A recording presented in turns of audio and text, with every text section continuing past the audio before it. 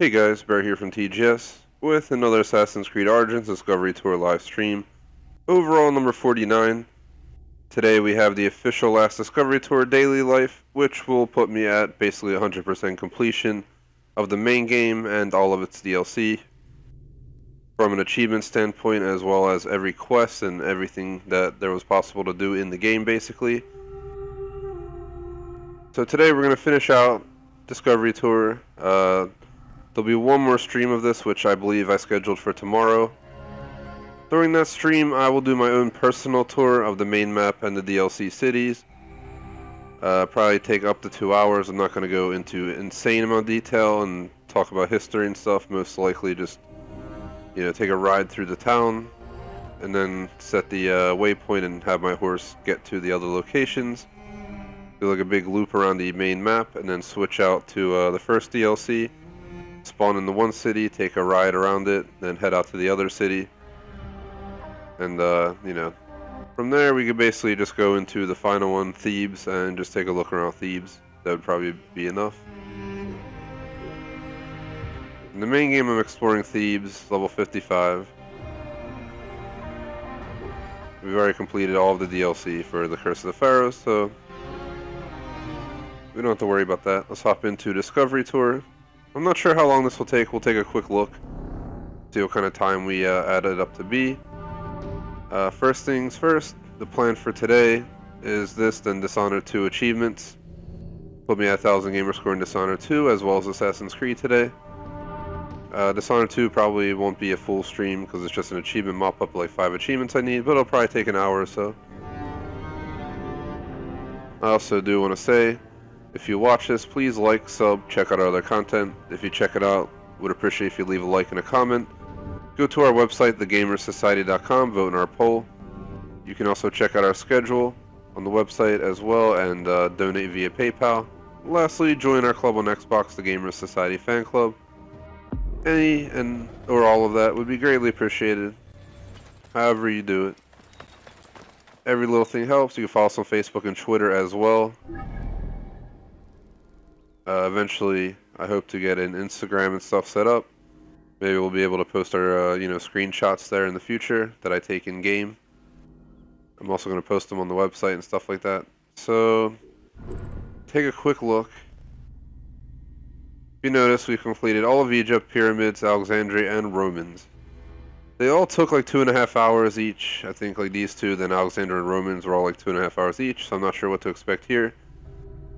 But we're going to quickly add them up. We got 4, 13, 19, 27, 35, 39, 44, 49, 55, 57, 60, 66, an hour and 10, an hour and 19, an hour and 22, an hour and 26, an hour and 32, an hour and 35, an hour and 38, which will probably take around 2 hours by the time you do all the load screens, you look at the picture for a second in between. So let's go ahead and immediately get going here. I usually go from this screen, so we'll be going through all of these. But I might work out of the passport this time. If we can just do everything from here, we'll actually be able to see the progress much clearer. So let's go ahead and, let's play as Bayek Siwa for this one. And as usual, I'll change my characters as we go. I've already shown the timeline, but you can quickly take a look if you'd like to see this. It's pretty cool. It goes from, the Great Pyramids, or the Great Pyramid in 2550 BCE, all the way up to Cleopatra in the low BCE era, before you came into the Common Era.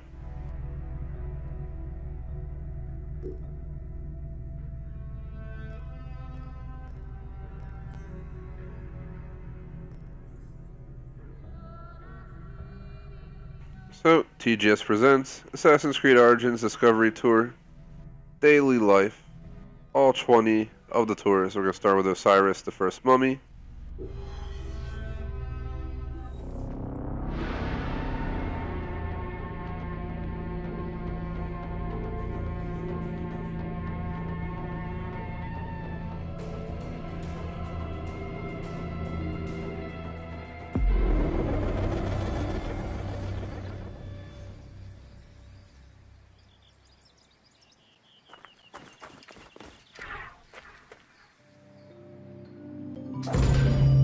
Welcome to Osiris, the first mummy.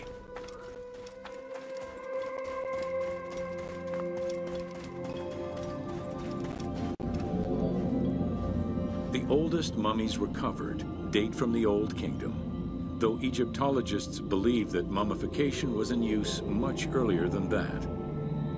At first, the body was mummified through environmental desiccation, by leveraging the dryness of the environment and the heat of the climate. Early experimentations in mummification were conducted with the use of resin made from tree sap. Strips of linen were only used on some superficial parts of the epidermis of the hands or jaw. So here is a picture of a mummy,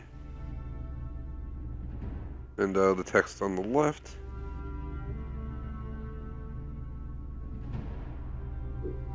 And that is a real mummy reconstruction of the tomb of a man. Prehistory Museum in London. I'm pretty sure that's possibly a real mummy body. It looks real, at least.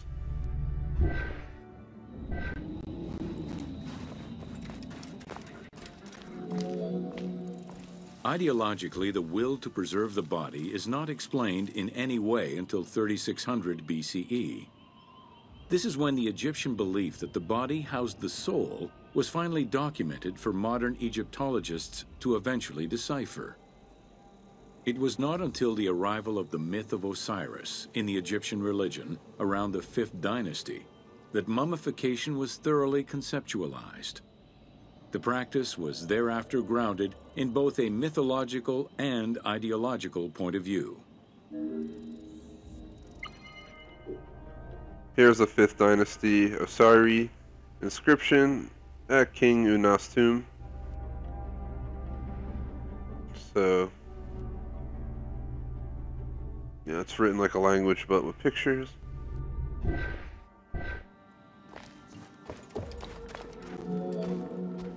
Osiris was mainly known as the god of the dead and the god of resurrection. The most well-known Genesis myth concerning Osiris is that of his dismemberment. Here are statuettes of Osiris from ancient Egypt.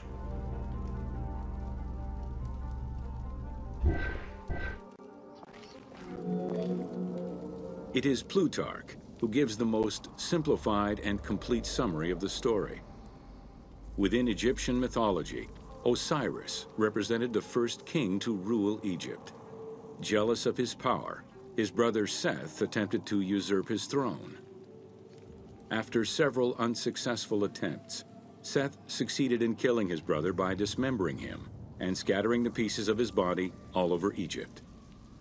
Isit, the Great of Magic, traveled all over Egypt in search of the pieces of her husband's body. After a long search, she recovered all the pieces save for his manhood, as it was eaten by a fish. Damn. There's a statuette of Osiris. What a crazy story. Tried to overthrow him, failed a bunch of times, and dismembered him. Just threw his body all over the place.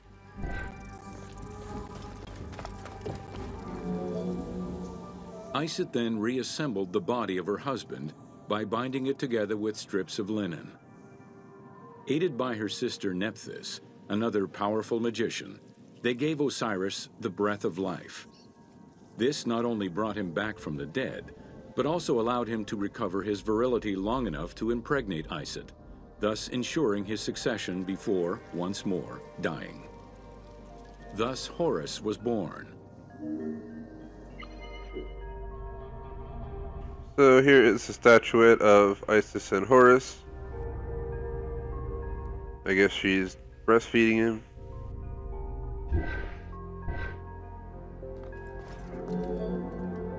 The ritual used to bring Osiris back to life essentially depicts how he became the first mummy. It is why, on the sarcophagi of kings, we often find Isit and Nephthys represented as the magicians who restore life to the deceased.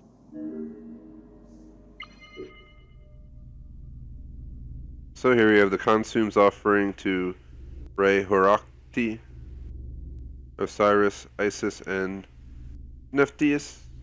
19th century, Probably butchering half of those names. But look at this picture. Making an offering. And tour completed. Relatively straightforward tour.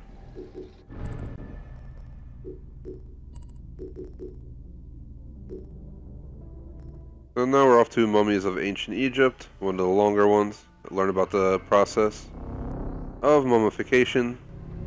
So let's we'll go into the details, I guess, of how a mummy is prepared, as we've learned quite a lot about mummies during this entire discovery tour. So why not know what is up and how it happens and works?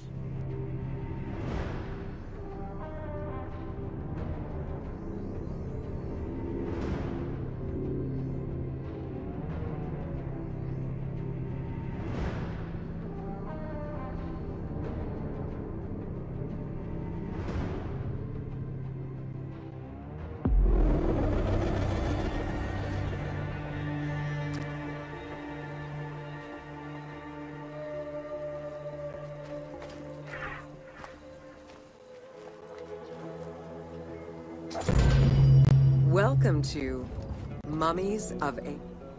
The mummification process used by ancient Egyptians was highly ceremonial in nature.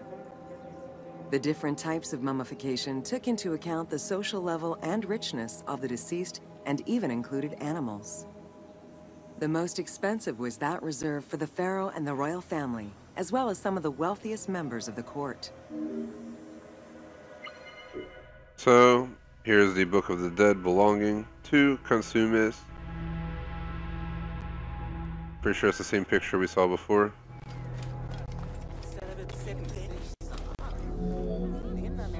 The first step was cleaning. Once bodies arrived at the mummification site, they were placed on inclined tables while the bodily fluids drained away.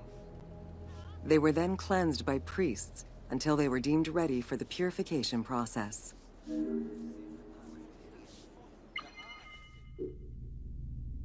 Here's the situla.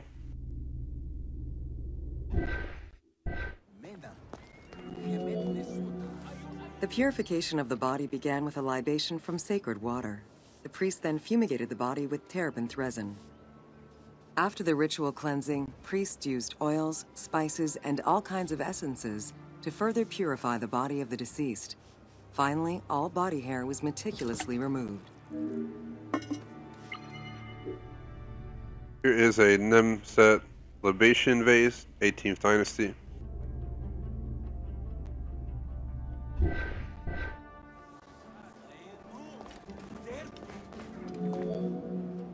Once the body was properly purified, embalmers removed the organs, following very specific procedures. First, the brain was extracted by inserting a spoon through the nostril to break the ethmoid bone. Then, using a spatula, the pieces of the brain were removed as thoroughly as possible. What matter remained was extracted after a process of liquefaction, achieved through the use of a caustic liquid. The cranial box, once emptied, was rinsed and disinfected with palm wine, and then stuffed with strips of linen cloth and liquefied resin. That is crazy. Bronze hook and evisceration tools. So these are the tools they would actually use. It's crazy. This is friggin' take your brain out and then scoop around in there. After taking care of the brain, embalmers made an incision on the left flank and carefully set aside the viscera. The inside of the body was also rinsed with palm wine. Then the embalmers filled the belly with pure myrrh, cinnamon, and other perfumes and sewed it shut. The removed viscera were washed in palm wine and packed in crushed herbs before being placed in canopic jars.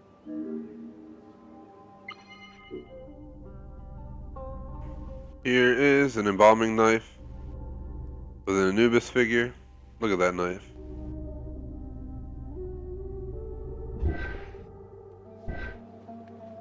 Oh, he's spooning it. Don't spoon it. Ah.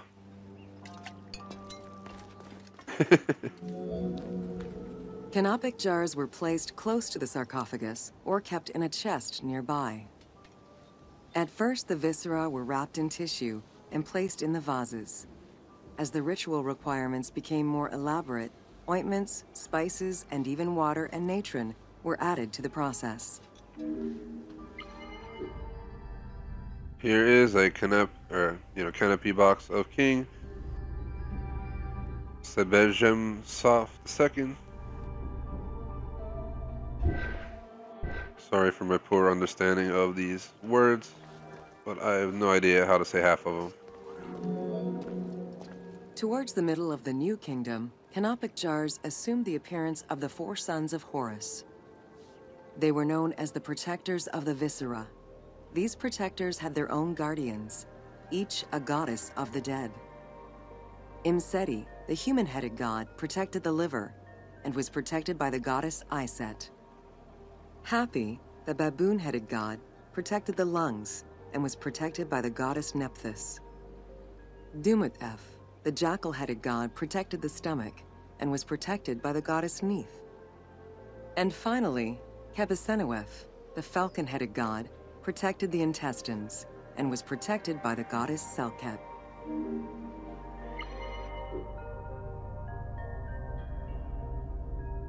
These are quite interesting. Canopics.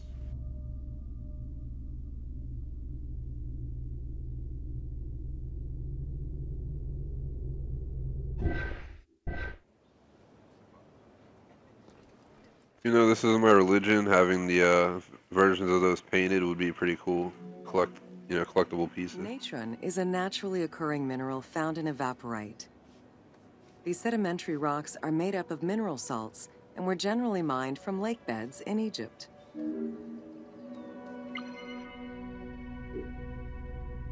Here is the inner crater of Mount Emi Kusi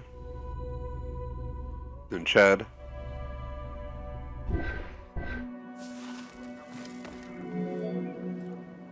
Embalmers used natron as a desiccant to dry the flesh and stop the corpse's putrefaction process. Once the body was cleansed and eviscerated, the deceased was covered in natron for about 40 days. Once desiccated, the body was prepared to be wrapped in strips of linen. And here is a mummy of a woman. This is a real mummy. That's crazy. Obviously the skin's rotted away for the most part.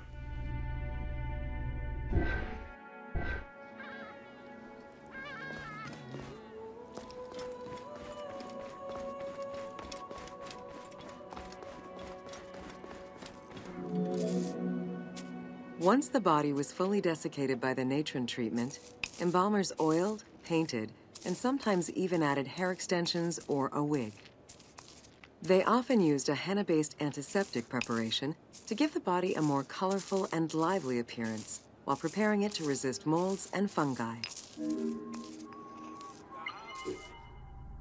Here is a wig of human hair and beeswax. It's pretty crazy. Especially that it's not like, still exists all that time.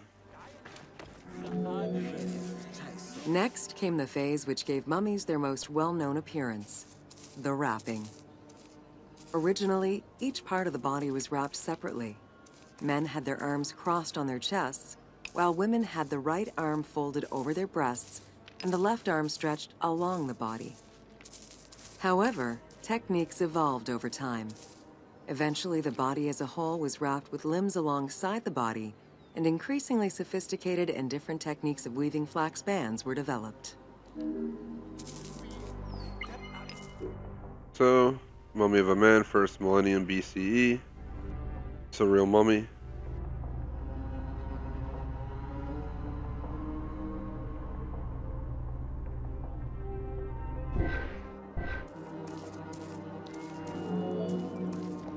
In addition to the jewelry and amulets arranged on the skin of the deceased, amulets were also carefully inserted into the weaving of the linen strips.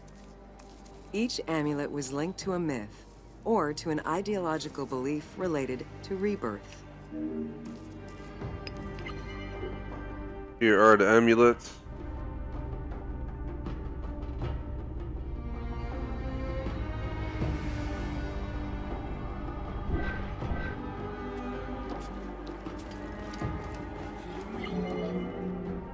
Masks were an important part of a mummy's finery. Early wooden funeral coverings were very expensive, however, and soon replaced by masks created through a technique known as cartonnage. Masks fashioned with this method were created by laying several layers of linen or papyrus pulp on a base made of mud or straw. Cartonnage was used for more than funerary masks. Ornaments and the animal coffins of the late period were also made in such a fashion.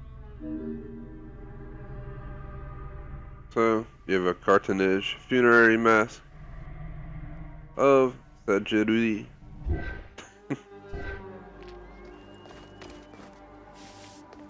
It's like they might as well have a whole lesson on how to say the names. Cartonnage evolved to cover the entire body of the mummy during the 22nd dynasty. The mummies were placed on a board inside a rigid envelope of cartonnage, which was laced at the back with a string. Extremely cost-effective and visually pleasing, this technique was very popular through all layers of the society. So, here it is.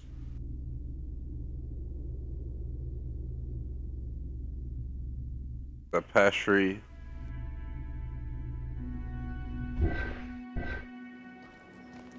It's facing me the wrong way. Cartonnage envelopes were usually covered with inscriptions and polychrome decorations, specifying the names and titles of the deceased, scenes depicting daily life, or decorations specific to the funerary world. This was a true gift for Egyptologists eager to study the funerary rites of the ancient Egyptians.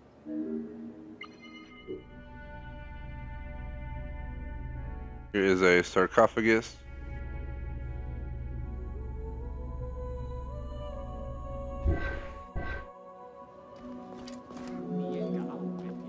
Once the mummy was properly wrapped and adorned, the embalmers proceeded with the ceremony of the opening of the mouth. A vital step of the funerary process, this ceremony was meant to bring back to life the deceased themselves or an object representing the deceased. Here is a funeral procession right here.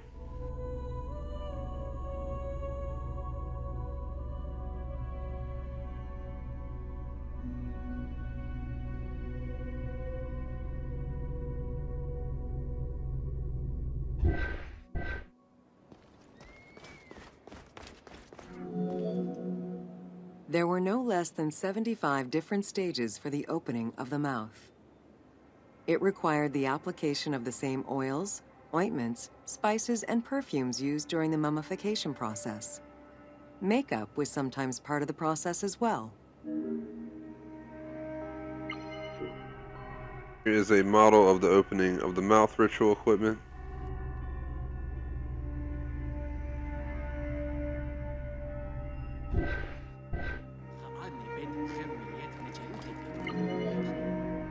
The last stage of this long ritual was the act of touching the mouth with the adze to symbolically allow the breath of life to infuse an inert body.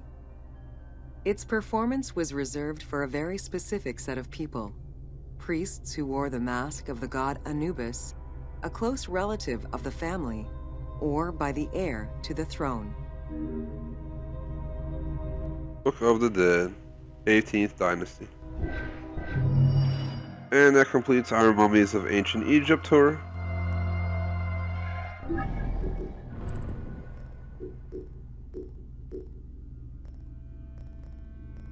We're off to the importance of mummies.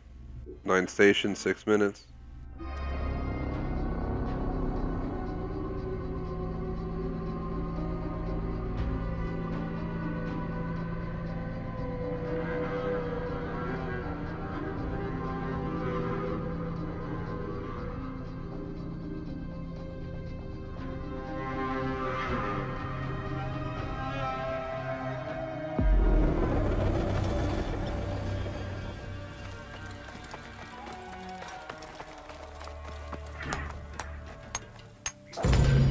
Welcome to The Importance of Mummies.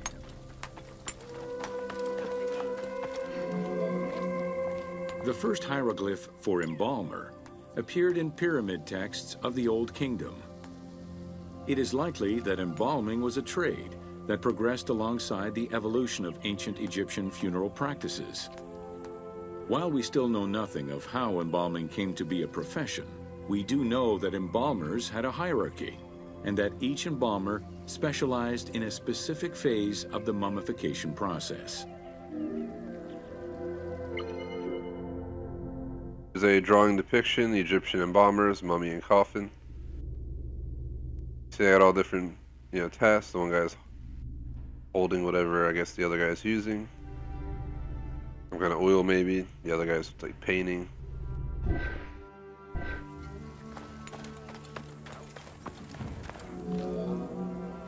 The mummification techniques were jealously guarded by embalmers from generation to generation. Despite their efforts, Herodotus and Diodorus discovered their methods in late antiquity, but historians were skeptical about the validity of the texts. It remained a mystery until two teams of modern medical legal scientists confirmed the process in 1994 and again in 2011. So here we have the embalmer's oil goblet from the late period.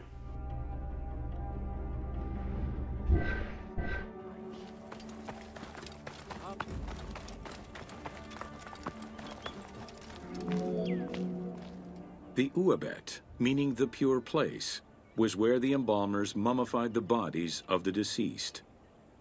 Until the end of the Middle Kingdom, it was located in tents at the edges of the city due to the smell of decomposition.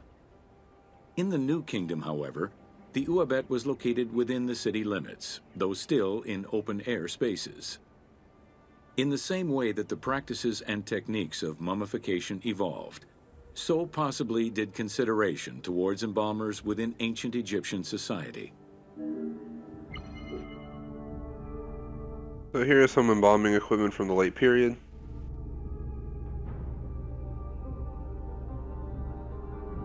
So yeah, those numbers, I hope they didn't stamp all that on them, but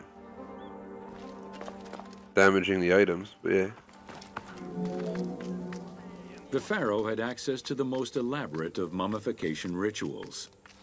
The richer citizens of Egypt also enjoyed complex embalming options, though none of them allowed for the removal of the brain or viscera.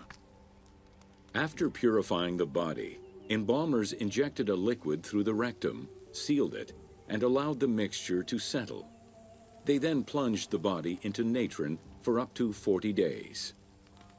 Once the body was dried, the seal was removed, and the entrails flowed out with the injected liquid, leaving the skin and bones of the deceased to be wrapped in linen and returned to the family for burial. So here is the mummy of Haiti, partly without wrapping.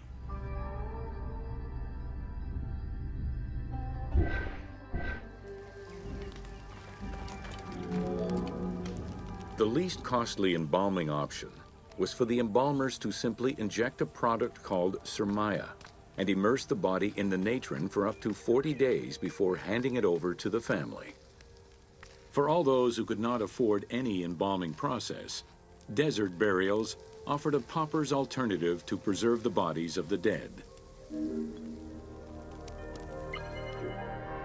So here's reconstruction of a man's tomb, prehistory. We've already seen that, I think, on the last tour. Egyptian civilization has always appealed to Westerners, even before the Greek and Roman invasions. As early as the Middle Ages, mummies discovered by travelers were often sent back to Europe. Curio cabinets, dating from the 16th and 17th centuries, usually included pharaonic artifacts in their collections.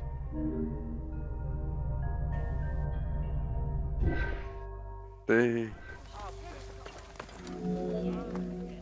The Egyptomania phenomenon was heralded by Napoleon Bonaparte's Egyptian campaign, which lasted from 1798 to 1802. The following years were marked by a resurgence of interest from rich enthusiasts and scholars who exposed Egypt to the general populace. Many research societies focusing on Egyptology were founded during those years. So we have an old kingdom room.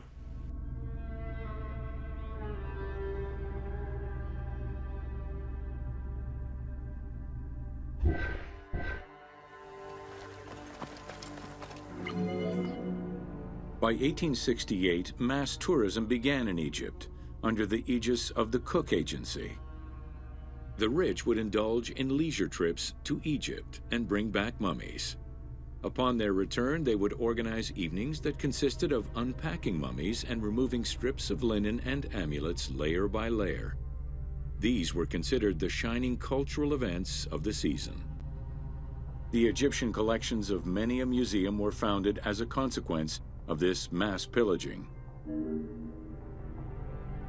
Well, that's unfortunate.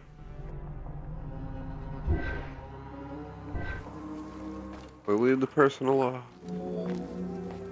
Thanks to those dubious parties, the fantasy of a mummy coming back to life, seeking revenge on its defilers, was born.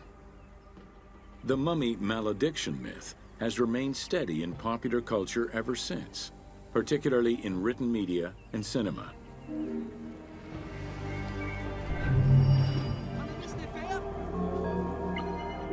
The cover of the Jewel of 7 Stars. The fantasy of a mummy coming back to life, seeking revenge on its defilers.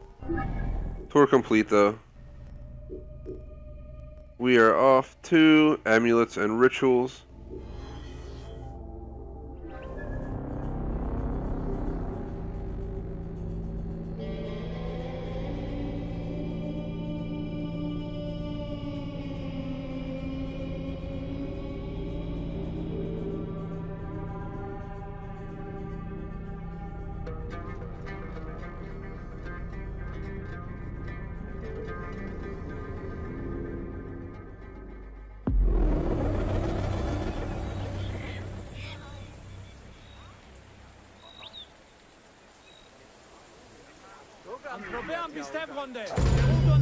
Welcome to Amulets and Rituals. Ancient Egyptians believed the world was a chaotic place, filled with supernatural forces. They knew that art and words gave life and power to things. Carved with images from hieroglyphs or in the shapes of gods, amulets were highly personal objects that warded off dangers and disease while attracting success. Some amulets were temporary, intended to solve a specific problem, while others were meant to be worn forever into the afterlife. So here's the Ujat Eye, late period.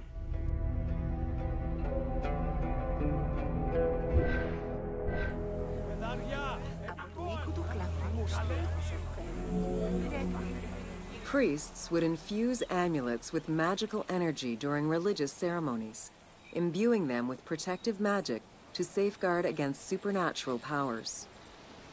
The wealthiest of Egyptians could obtain a divinely ordained pendant in which was hidden a magic formula inscribed on a piece of papyrus. It would act as a unique spell tailored to the owner. So there's the amuletic papyrus, circa 1070 to 712 BCE. Ubisoft took this picture, I guess.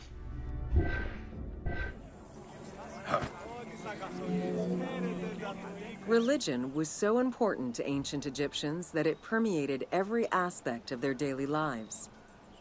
Since water was the source of life and had the symbolism of purifying the body and the soul, all daily routines began with ablutions.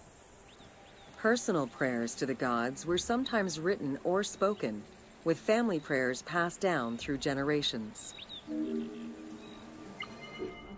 Here is a libation vessel. I think we already seen this.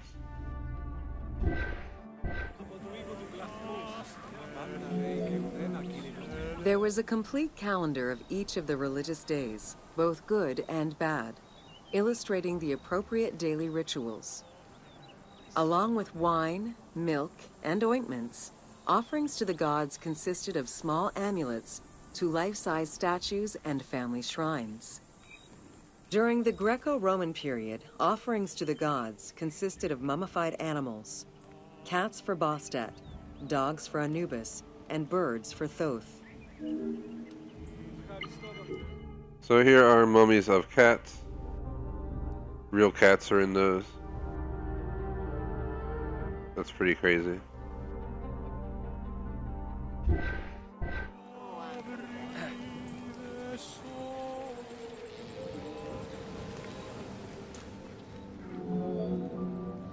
Deemed messengers of the gods, oracles offered guidance and judgment for all Egyptians, regardless of status. Crucial advice was offered on everything from day-to-day farming management to a pharaoh's decision on whether to start a war. Oracles were often used to decide legal issues. If the accused refused the judgment of the god, another god could be consulted in hopes of a more favorable reply. Here is the god's father, prophet of Amun in Karnak.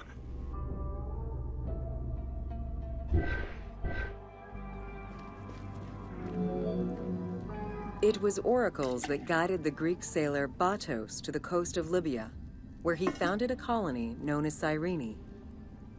During Alexander the Great's campaign to conquer Persia, he consulted the oracle at the Temple of Amun within the oasis of Siwa, and was subsequently ordained a divine being.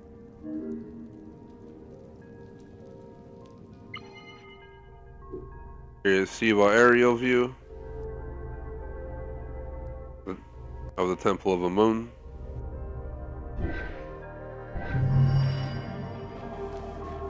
Tour completed.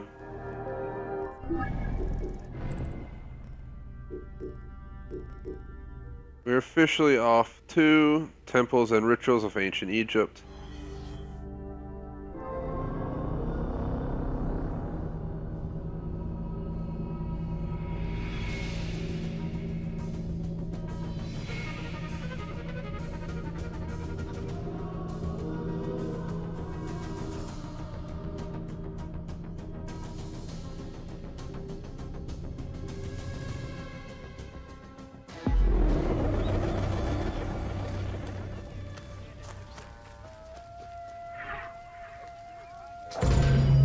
Welcome to Temples and Rituals of Ancient Egypt. During rituals and festivals, the god was carried on a solar barge between the areas of a temple or the temples of different cities. Funerary carvings and paintings covering thousands of years, as well as the Book of the Dead, depict the same ship and oar design. Solar barges have been uncovered near or within several pharaohs' tombs. They were intended to carry the pharaoh into the afterlife. So here is the sarcophagus of Takepen Kansu.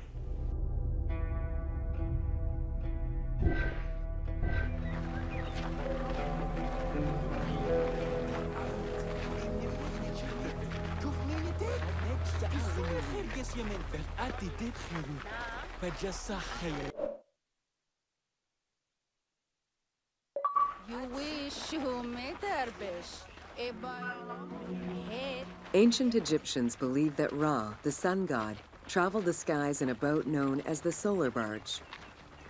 The solar barge was believed to cross over to mythological lands. So here is divine relief, barge bearing a nose. Can I climb up on the boat while they're walking with it? Sit down. The god Ra believed mankind was conspiring against him. He ordered Sekhmet, the lion-headed war goddess, to kill all humans. To his chagrin, Ra quickly realized that with all humans gone, there would be no one left to worship him. In order to stop the rampaging Sekhmet, beer was brewed and dyed red with pomegranate juice to resemble blood. Sekhmet drank every drop of the brew she could find, eventually passing out drunk. When she awoke, she was calmer, and her lion visage had changed into Bastet. The Festival of Drunkenness was celebrated in honor of that myth. Festival where everyone probably got drunk. The goddess Bastet.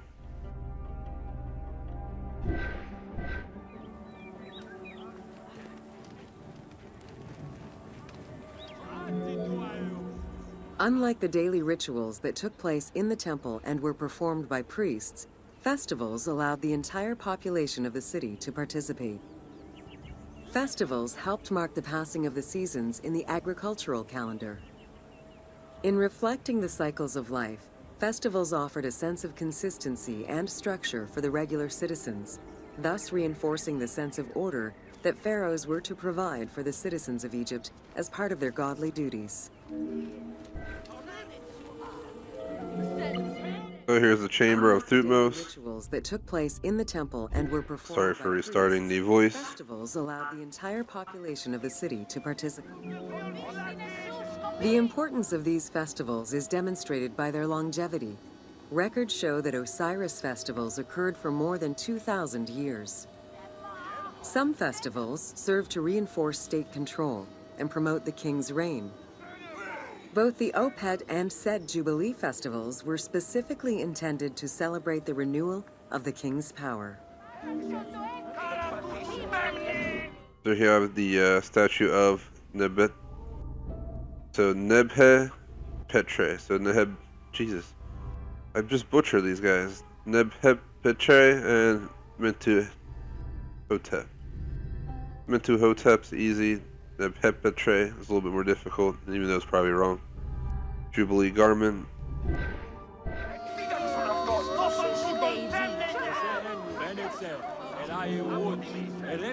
The temple hierarchy consisted of high priests, several types of priests, scribes, and servants. The high priest was known as the prophet. Some divinities had up to 4 prophets, and they were the ones to perform the most advanced and complex rituals. Here you have a statue of, not even going to try, kneeling in prayer. Nekhsorhep. Let's go with that.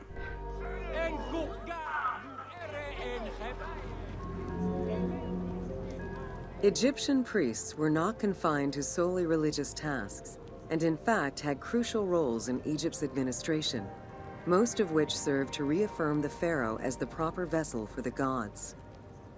Their focus within the temple was centered on the proper conduct of daily divine rituals, rather than as custodians of dogma or the indoctrination of individuals. So here you have a kneeling priest praying.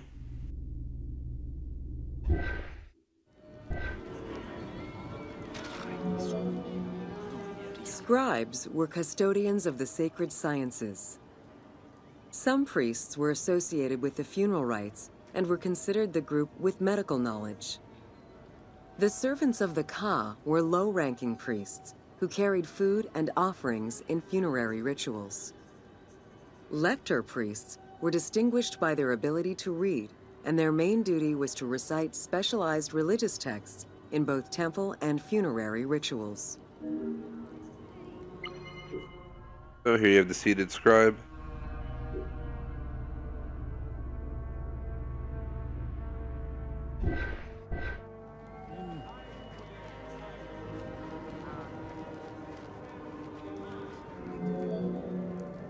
Priests and all the officials who served the temple worked only 3 months a year, with each period separated by a quarter of inactivity, at least within the temple compound.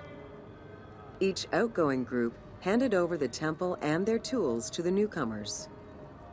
Only the high priesthood remained in permanent office within the temple. A statue of Priest Hori, 27th Dynasty.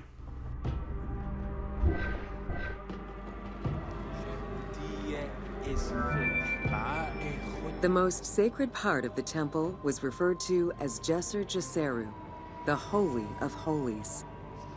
The most sacred inner sanctuary was where the shrine to the temple deity was located. Only priests were allowed within. Offerings were given, and rituals unseen by even the pharaoh were performed. While the team chose to allow any character access to this space in some game temples, normally it was reserved for priests alone.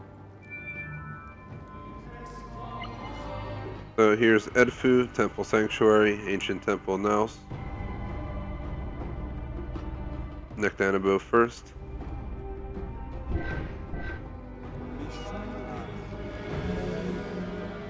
Pharaohs and their priests often chose the site of these sacred temples because of some mythological connection or an alignment with the cardinal points and certain stars.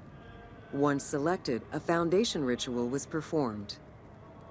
The pharaoh was required to complete 10 steps in the ritual, which required a mix of offerings as well as specific construction techniques. Once the temple was complete, construction of the chamber containing the shrine, or naos, began.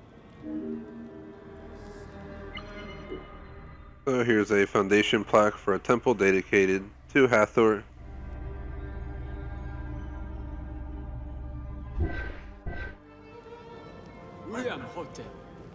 Excuse me. The naos was where the god statue stood. The representation of the deity was usually in stone or wood and decorated with gold, silver, and precious stones. Smaller temples had only one naos, while larger complexes, such as the Temple of Karnak, had many chambers to honor gods, such as Amun, Ptah, and Osiris. Each statue was believed to be a receptacle for the presence or essence of the god's Ka, enabling it to take a physical form. Through the statue, the god came to the shrine to eat, drink, and communicate with the pharaoh, or with the priests standing in for the pharaoh. Here's the naos of Amasis, dedicated to Osiris, Alexandria, print granite monolith. Tour completed.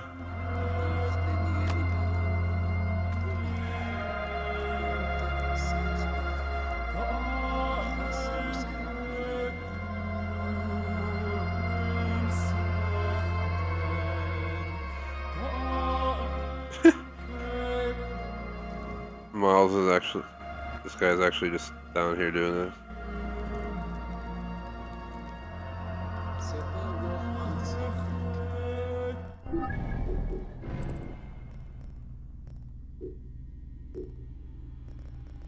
Next is temples and priests, 8 minutes long.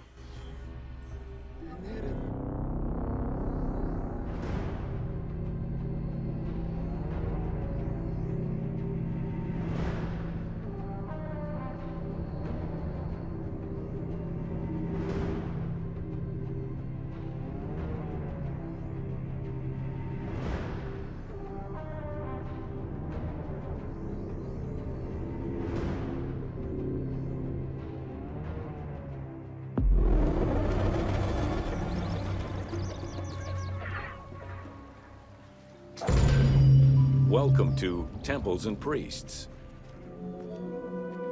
From its foundation, the city of Memphis favored worship of the god Ptah. The main temple of Ptah was known as Hutkaptah, meaning Palace of the Ka of Ptah. The name of the temple, translated into Greek as Aegyptos, would eventually evolve into the modern name Egypt. Here is Memphis with Jean-Claude.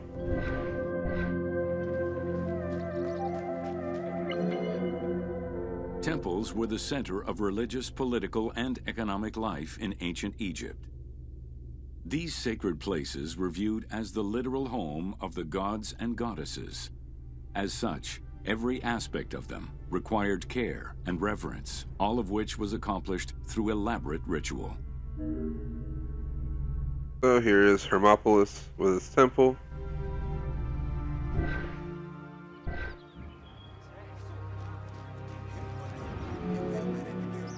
Located in the center of Memphis, the Temple of Ptah was the most prominent and imposing building in the city. The long walkway leading toward the temple, known as the Dromos, was guarded by rows of sphinxes. The entire sacred area was designed to keep the statue of the god protected, deep within the sacred enclosures that surrounded it. Here is the Temple of Ptah.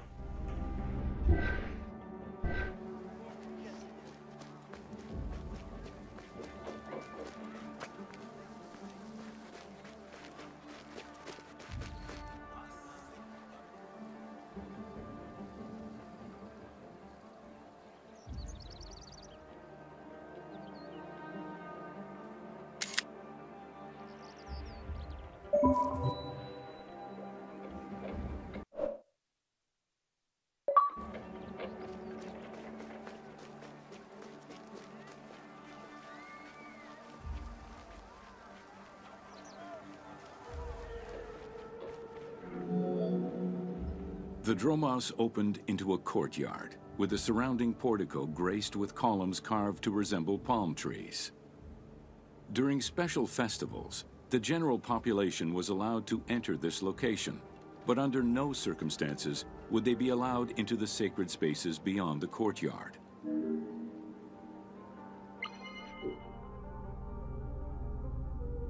So, model quatrefoil palmette capital 400 to 30 BCE.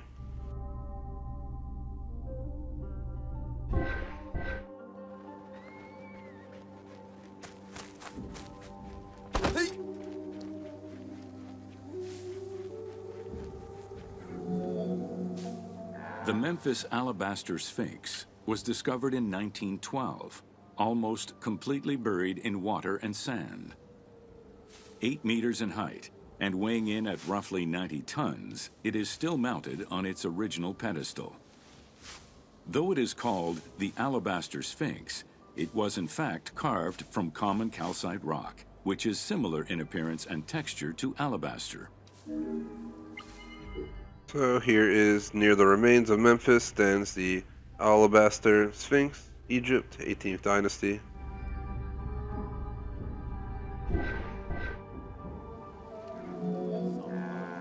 Erosion has destroyed the original engravings, making it difficult to determine when it was created.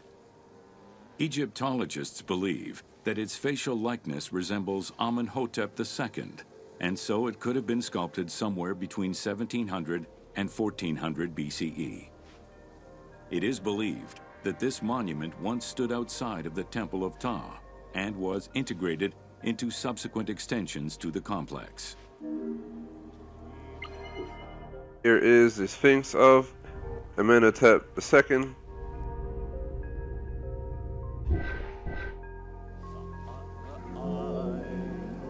The size of the imposing sculpture reflects the importance it had to the temple during the New Kingdom. This Sphinx is one of the few remaining artifacts from the ruins of Memphis to survive. A relief from the Palace of Apries in Memphis, one of the surviving artifacts.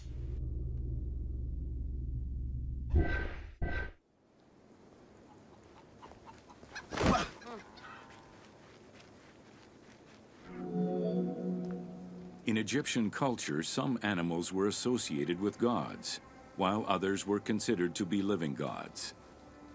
The Apis bull was believed to be a divine entity. The earliest mention of the Apis bull in ancient Egypt goes back as far as the first Egyptian dynasty. So here we have a priest making an offering of lotus to the Apis bull, protected by Iset in the late period.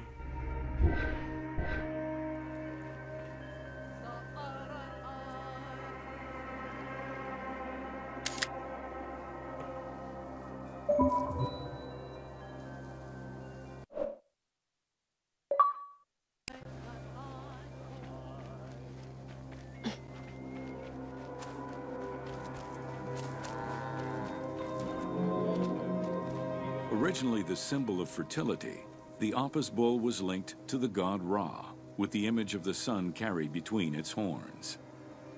Later it was associated with Osiris, the ruler of the underworld, thus becoming the funerary divinity Osorapis. During the 18th dynasty in Memphis, the Apis bull's association with the city's deity earned it the title Herald of Ptah. The Apis bull was so revered that even Alexander the Great, upon his arrival in Memphis, gave honor to Apis. Statue of the divine Apis bull.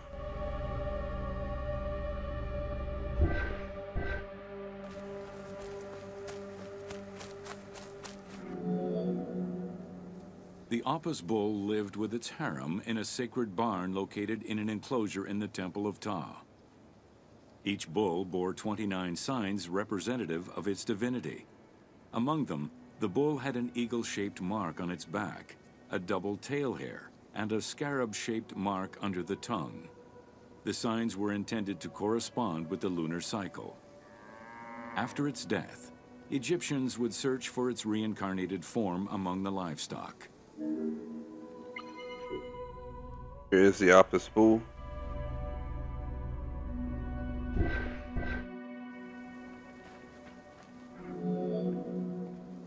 Like other living divinities, the mortal incarnation of the Apis bull was prayed to, and when it died, it was given a luxurious funeral, which included mummification. Until the reign of Ramses II, the Apis bulls were buried in individual graves in Saqqara. During the 26th dynasty, the bodies of the bulls were buried in enormous stone vats in the underground corridors of the Serapeum of Memphis. So here is a mummified head of a young Apis. They wrapped its horns in linen.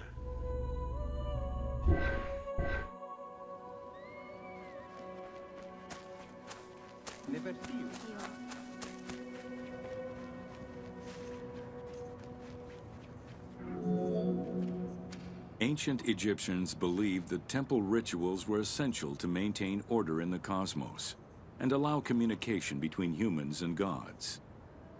The pharaoh was required to bring offerings as part of a twofold promise made to the gods, to remain a just ruler and to prevent chaos from entering Egypt.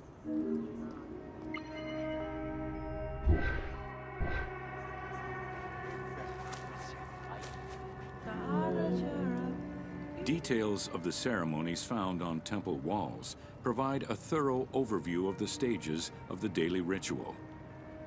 Performed 3 times a day to mirror human mealtimes, each step of the highly symbolic ceremony was accompanied by specific recitations, many of which referred to mythical events.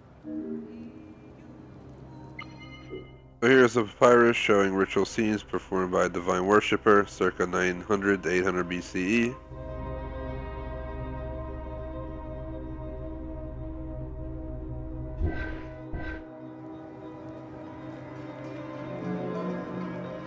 The high priest would first awaken the sleeping god with a chant. Then the seals of the shrine's doors were broken and the bolts drawn back. The act of swinging open the doors was a symbolic gesture where sight was granted to the deity. The priest would then bow and kiss the ground. So here we have a seal impression attached to a fiber tie from Tutankhamun's embalming cache.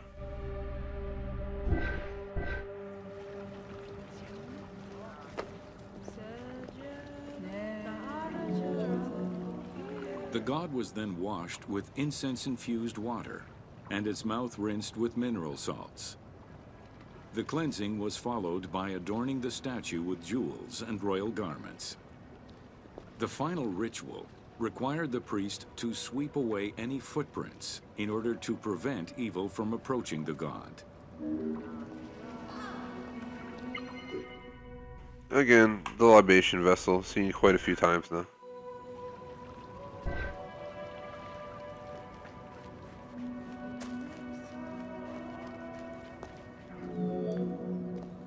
Heredity was the primary source of new recruits.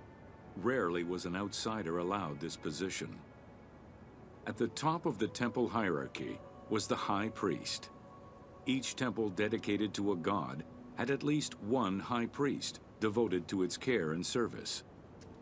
During the Ptolemaic dynasty, one family held the position of high priest in Memphis for almost 300 years. Damn. Here is Rensang, daughter of high priest Nephribre, mother of prophet Isisti, circa 260 BCE. High priest candidates made their way up the ranks of the temple hierarchy. The one chosen to occupy the lofty position of high priest was usually confirmed by the pharaoh. Several of the high priests were also important officials in the government. Families sharing the highest priesthood titles tended to make many alliances, thereby gaining more land and wealth. Shifting balances of power sometimes resulted in more or less open conflicts between the priesthood and the pharaohs. Here is a priest in leopard skin cloak with an inscription and Osiris on his skirt.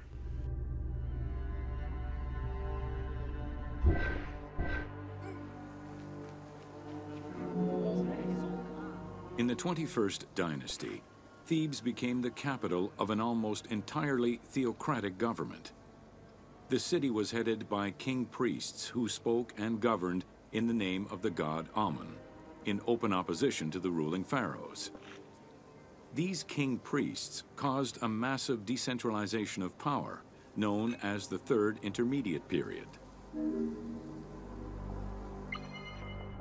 There's a necklace with floral ornaments and plaque dedicated to Menejim, king priest of Thebes. Quite a nice necklace, 21st century.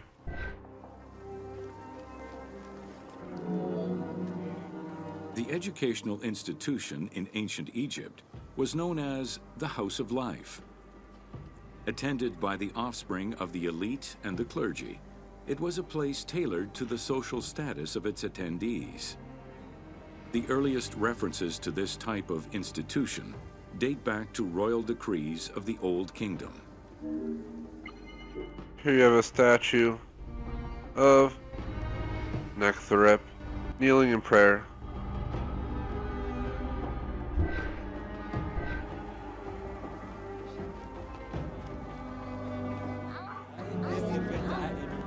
Only two known centers have been uncovered, one in the abandoned city of Akhetaten, and one at the temple of Ramses II on the west bank of Thebes.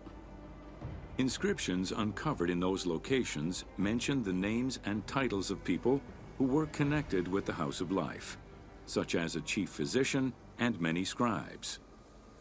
It is presumed that by the late kingdom, every temple had a House of Life. Here's a papyrus, House of Life, ancient Egypt.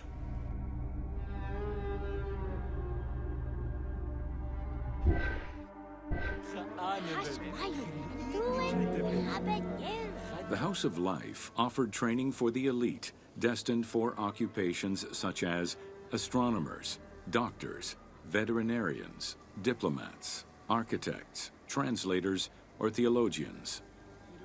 Some institutions focused on specific disciplines, making them a central hub for the country.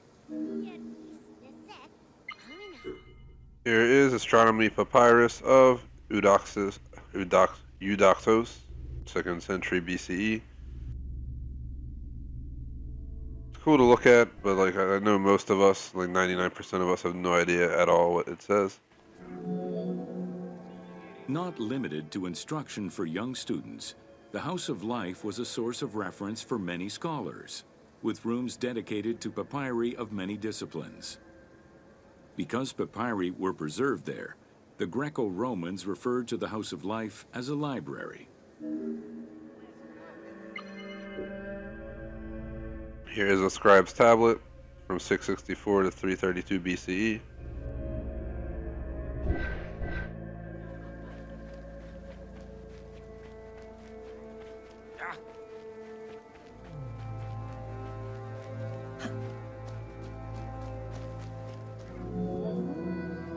Ancient Egyptian economy was based on an unequal system of redistribution of goods. The state of Egypt collected the crops, and the temples distributed them throughout the provinces.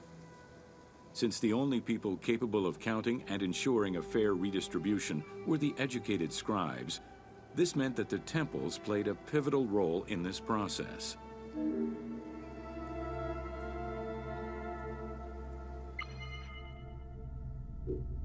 Here we have a model of a granary with scribes, circa 1981 to 75.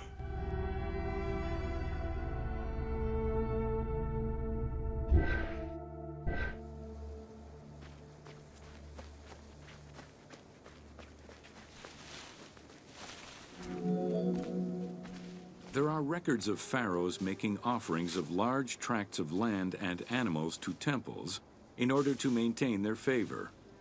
Ramses III offered generous gifts to the temple of Amun in Karnak in such a manner. Temple of Ramses II, offering from Ramses II during his reign.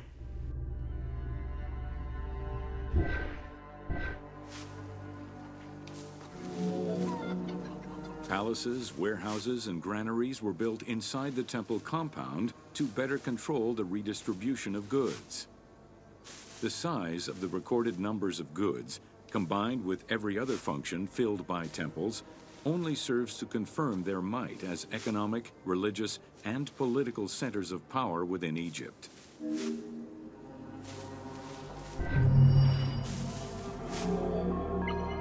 Here's Thebes, the granaries. Built inside the temple compound to better. I'm just gonna keep doing that. Gonna be Ptolemy, and we are heading to building ancient Egypt. As usual, this is taking much more time than anticipated. We're like halfway done at 1 hour and 7 rather than at 45 minutes, so it's a good 20 minutes delayed. So I'm suspecting we'll be done around the 2-hour mark if this goes hopefully to plan.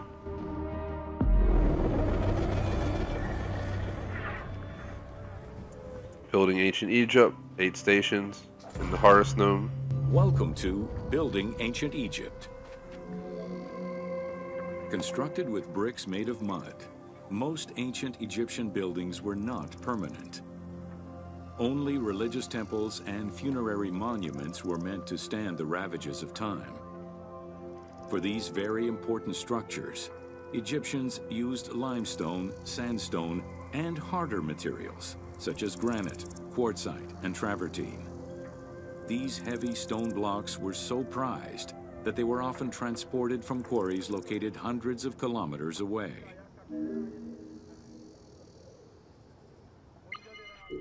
So, Hamamat. Detail, quarrying and mining village.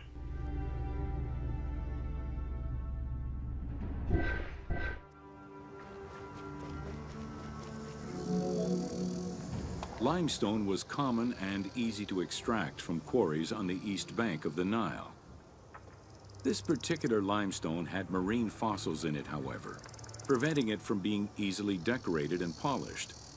Used as the main building material, the structure would then be finished with a finer limestone that was polished smooth and decorated as needed.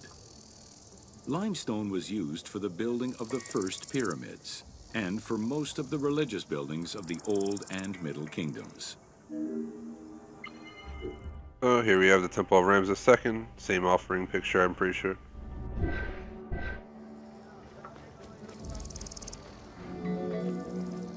Ancient Egyptians preferred to use sedimentary rock beds, or layers like sandstone and limestone, because they were often easier to extract. The common method used to extract stone was the open pit quarry. Stonecutters would find quality stone, shape, and dig it out on site. Open pit quarries enabled many workers to work simultaneously on many blocks, which allowed for better productivity. So, stonemasons, chisel, I almost said chisel, definitely chisel. Look at it right there. Pretty crazy.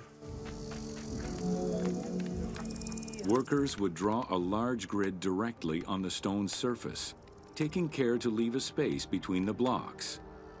This allowed them to isolate the different blocks and create a trench that would make the extraction easier. Stoneworkers used iron chisels for hard rock and bronze or copper tools for softer rocks such as limestone. Removing material between each block created a trench line. In some quarries, that trench was wide enough to accommodate a worker, who would then cut the block entirely on site.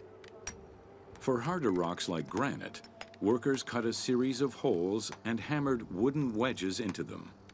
They then soaked the wood until it swelled and caused the rock to split.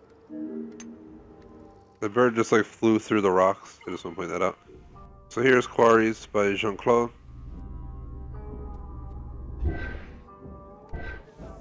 Pretty fancy way to quarry compared to nowadays, where I just see giant holes. The gallery extraction technique was used when the desired rock was buried under layers of rubble. This method was often necessary in order to find the whiter and finer limestone required for a smoother finish. The first step was for the stoneworkers to create an access pit, that would allow them to reach the desired wall of stone. Once a wall of quality stone was exposed, workers could then cut out smaller blocks. This pit required a descending platform. Designed like a stairway, it allowed them to free multiple galleries of blocks. So here is the Gabel El Silsila limestone quarry. Alright, let's continue on. To cut the stone, they created a longitudinal kerf, or slit, and then cut the rock at a 90-degree angle. The lower side was determined along the geological layers or by using a horizontal cut. Wooden wedges were inserted in the rock and hammered in. Shock waves were then generated using hammers, fracturing the blocks at the seam. The quarries of Tura.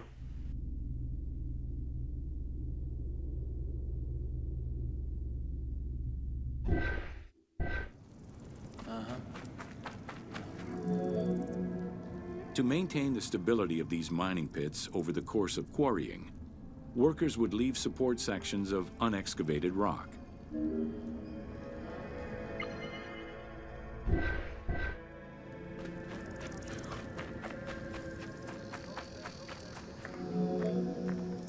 In every quarry, dedicated shrines were established to offer protection for the workers. In particular, Serket, the scorpion goddess, was considered a very powerful deity among quarry workers. Every mine and quarry of ancient Egypt included a scorpion charmer who was said to use magical powers to ward off the dangerous insects and keep the workers safe. Here's a chapel dedicated to the god of the Nile.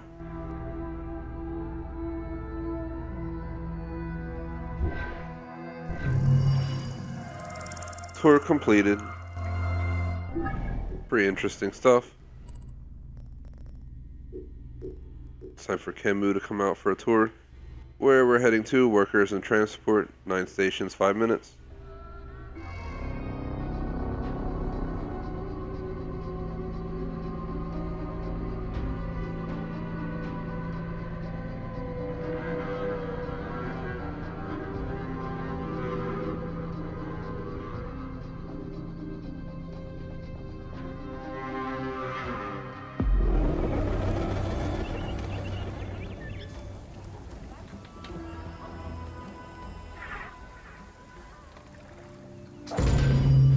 Welcome to Workers and Transport.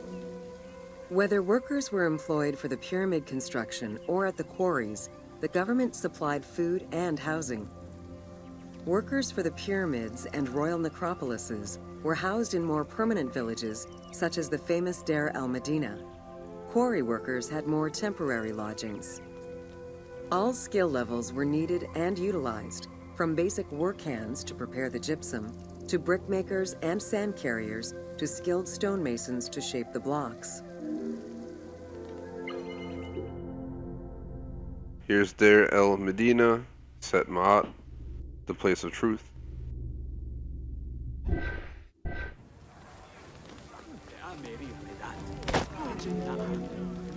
Skilled architects and engineers were employed year-round, while support labor were often farmers who worked on the quarries or construction during the Nile's flood season. The basic laborers were hardworking and versatile. Many may have been farmers who joined the construction during the off-season. Hieroglyphs found in the work villages listed assigned job titles. So, statue of the overseer of stonemasons, Senbebu, and family.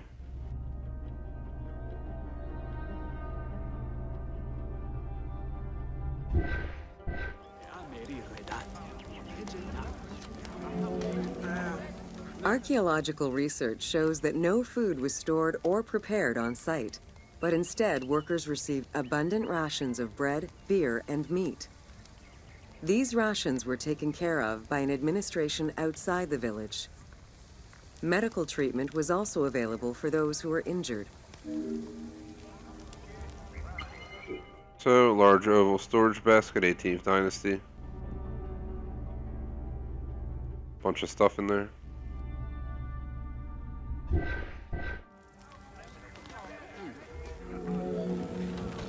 While some quarries were close to the Nile, others were located across the desert and required long expeditions. These expeditions were sanctioned by the state. They involved complex logistics and required many participants. Transporting a block by land meant that workers had to overcome the weight and friction of the load. To solve this, they first dug a track in the ground. This path was sometimes reinforced with rails upon which a sled, used to ferry the blocks, would be pulled. Here's a sledge from mortuary complex of Sen-Wasret, 12th Dynasty.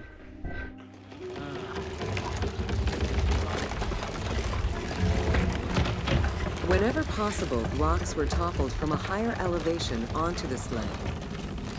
Workers then poured water onto the clay at the front of the sled, creating a slick surface to more easily move the load. It wasn't until the New Kingdom that animals were used to tow the burden. Transport of Thothotep statue on a boat.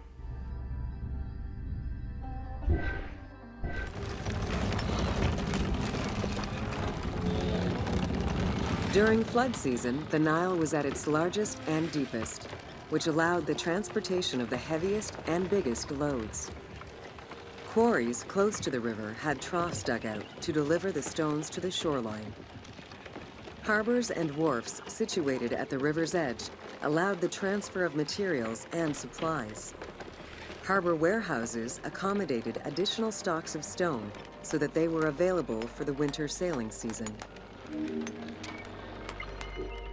Here's Giza, a review of Cheops pyramids, Vision Klun.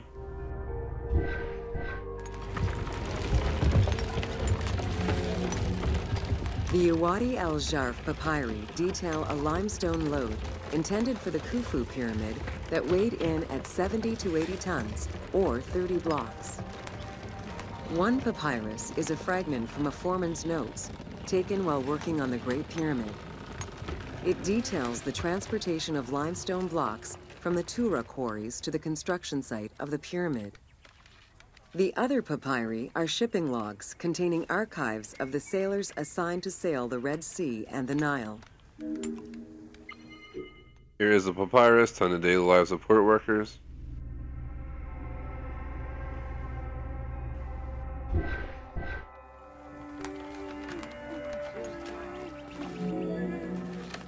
Stone cargo generally weighed 15 tons per boat, amounting to roughly 6 or 7 blocks per trip. For heavier loads such as obelisks, monolithic pillars, or gigantic statues, larger boats were used. These transports are the ones typically showcased on temple walls. Temple relief showing water transportation. The tomb of Pahiri, 2012.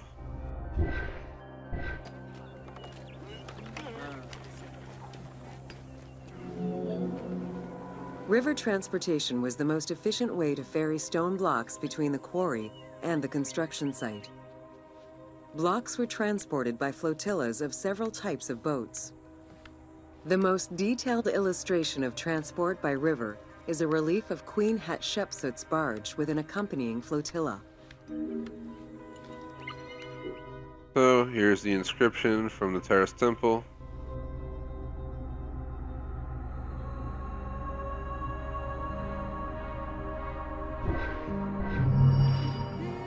Tour completed.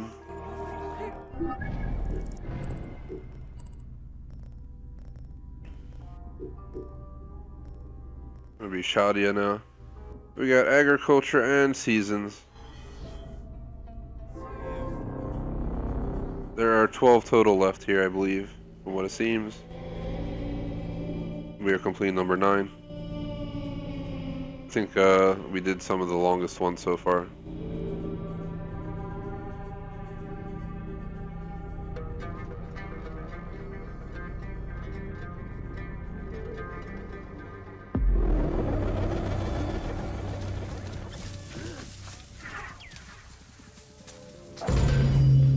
Welcome to Agriculture and Seasons.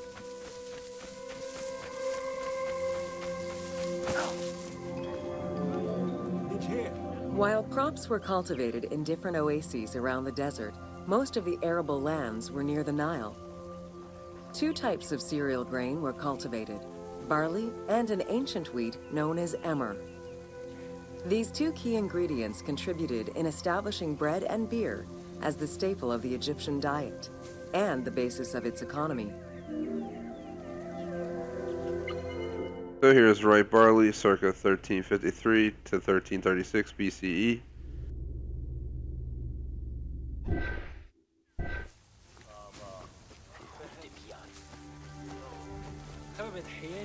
Guess they enjoyed their beer.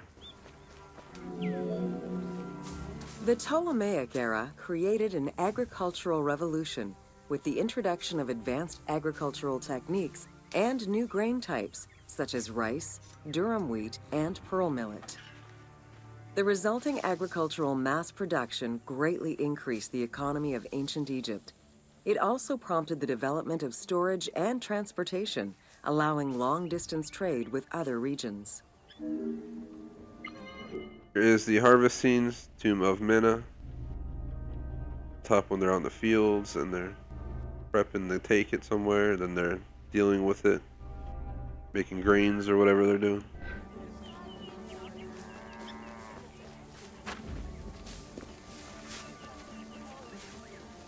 So, I want you to run out into the field.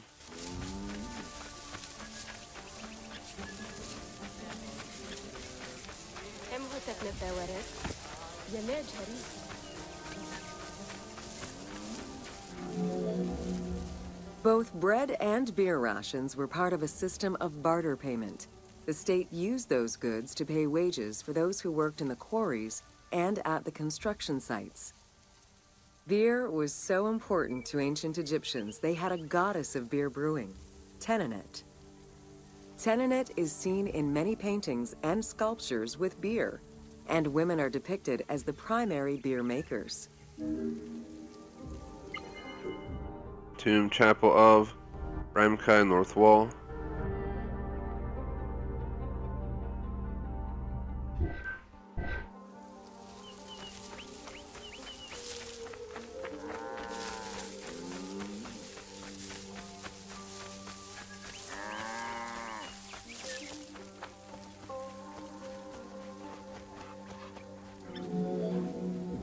In order to increase agricultural production, fertile land was divided into plots and large agricultural villages were encouraged.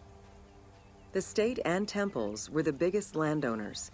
Depending on the region, fertile land was managed by civil servants or rented to individuals.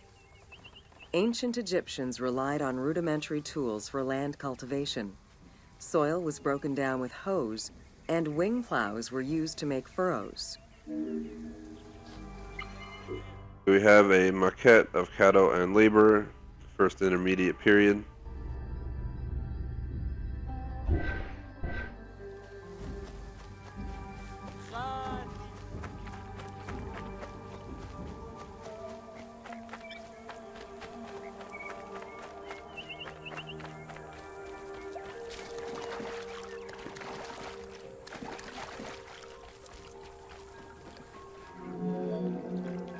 The three seasons known as Akhet, Peret, and Shemu corresponded to a specific phase of the agricultural process and the river's natural changes. Akhet was the time of the flood, beginning with the appearance of the star Sirius in July. Peret was the time when lands were cultivated, plowed, and sown. This fell between October and November. Shemu ran from May to September and was when harvesting and taxation began.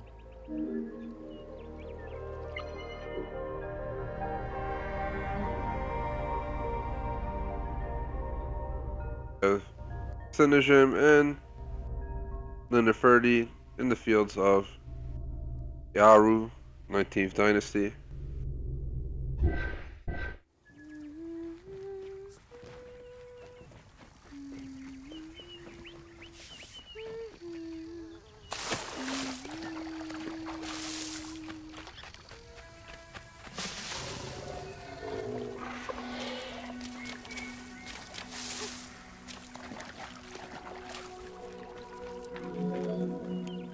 The pharaoh's duty was to uphold order against chaos and provide for his people. Priests and local governors also wanted to appear as protectors of the people. However, any variation in the Nile's seasons could cause water shortages. This had devastating consequences on wheat and barley crops. The pharaoh, administrators, and priests knew they needed to demonstrate their ability to prevent such a catastrophe from happening.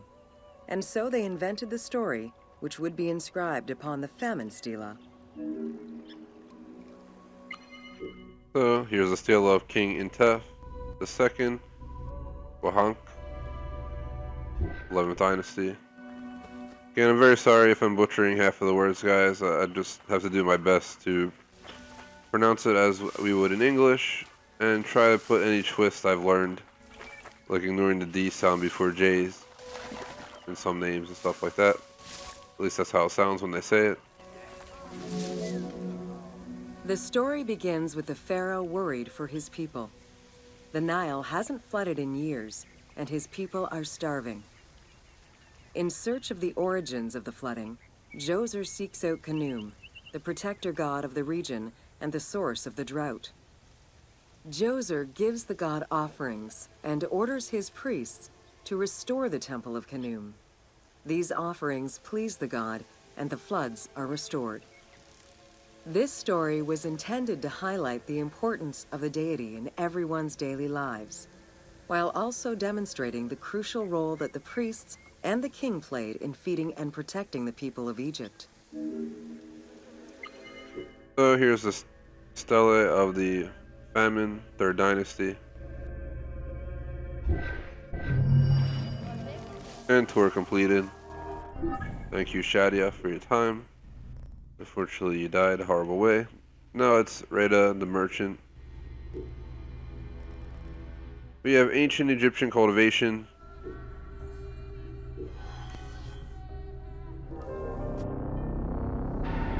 Stream is gonna just push on until we're complete, guys. I really want this discovery tour done today, so I'll do my best to get a Dishonored 2 achievements done as well. There's only like 5 left or something. Pretty sure I have the info on how to get them done.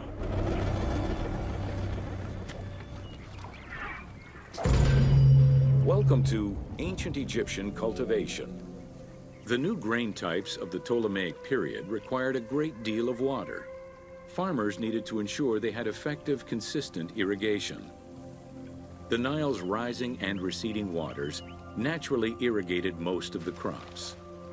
Areas where the Nile didn't reach, such as gardens and vegetable plots, required an irrigation tool known as the shadoof. The shadoof allowed easy transport of water from its source. It consisted of a tall wooden frame with a long pivoting pole and suspended bucket. The system could be raised and lowered with little effort. Irrigation using a shadoof.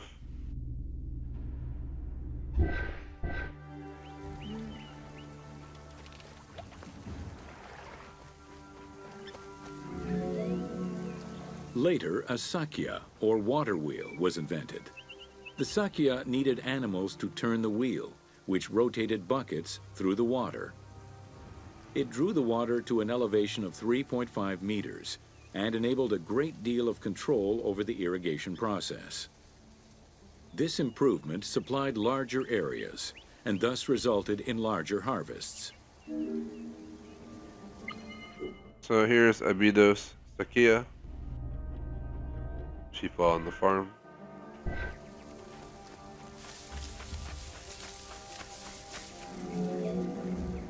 The threshing process separated the grain from its husk. Workers would spread the ears on clean ground. Oxen, cows, or donkeys were then guided back and forth to trample the grain. This continuous movement worked the grain loose while preventing the animals from eating it. Unwanted chaff and straw were swept away, or gathered and added to the mud used to make bricks, to make them stronger. So here's harvesting, threshing, and winnowing. They didn't waste anything. So we can use this, put it in the brick. and apparently made them stronger. Winnowing was the stage where workers used wooden scoops to throw ears in the air. The wind carried off the chaff, leaving the heavier seeds to fall to the ground. This action was repeated until the undesired materials were sifted out. Grain waste was mixed with manure or other organic substances to produce brick-shaped dung loaves that could be easily burned. A standardized brick size enabled Egyptians to mass produce this byproduct and use it as a commodity. Here's a brick mold.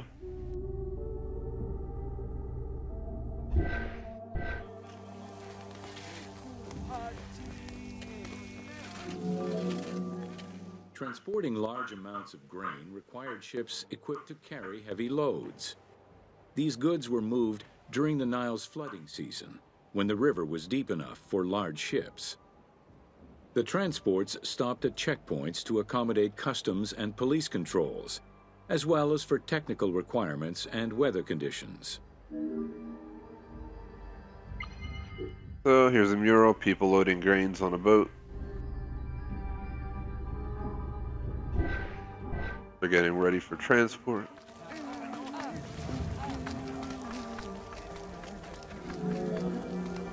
Having reached Alexandria's inner harbor, the wheat was unloaded under the supervision of a civil servant in charge of wheat management. Portions were distributed to Alexandria's city market, and the remaining stockpile was either exported or stored in warehouses. Here's a model of a granary with scribe and overseer, Middle Kingdom.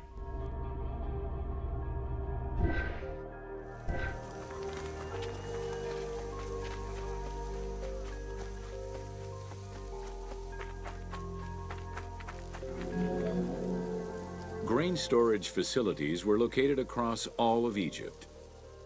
Temples and institutions had large silos, while individual houses had storage sheds. In some houses, arched cellars were built into the foundations. These watertight chambers were accessible from the ground floor through a trapdoor.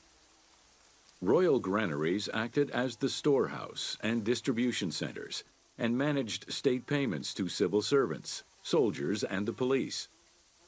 Though plastered on the inside, silos weren't completely sealed, and so remained susceptible to mice infestations.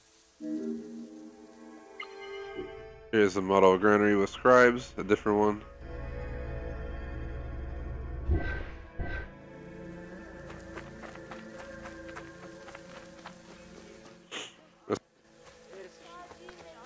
You don't want mice in your food. When the grain was ready for processing, it was poured into bowls and pounded into a coarse flour.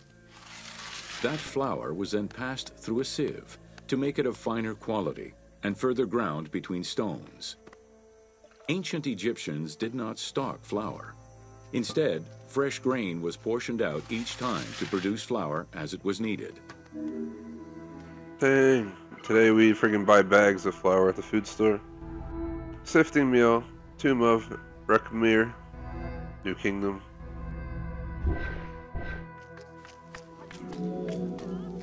The sieves used by ancient Egyptians were unable to filter out sand and stones. Grit often passed into the flour, causing long-term tooth abrasions among all classes of Egyptians.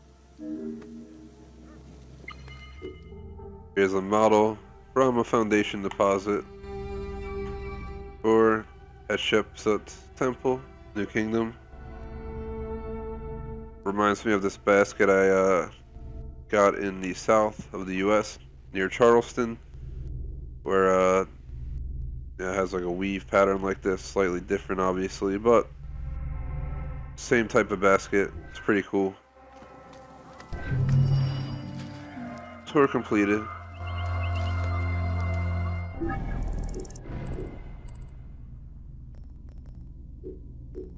Asina. Next we have domesticated animals of ancient Egypt, 4 or 3 minutes. One of the shortest ones so far probably.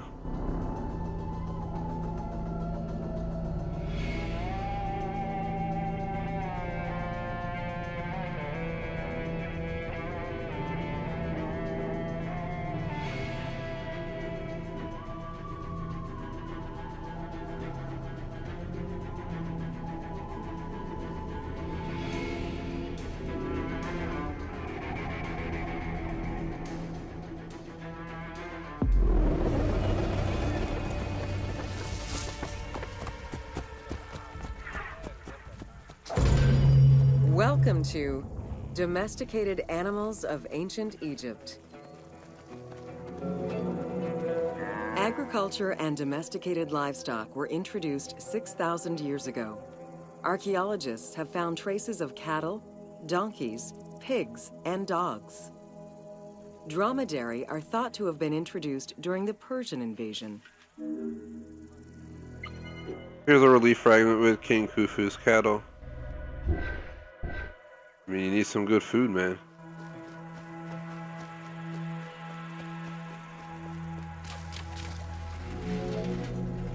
Pets were deeply cherished in ancient Egypt. Many illustrations of children often include a pet in the depiction. Pets are still great today. I mean, come on. Cat figurine, New Kingdom. Is a cat on a leash, or does it have a rope through its head? Either way. What's up, doggy? How you doing? Yes, I'm talking to you. What's up? He's like, what do you want? Go away.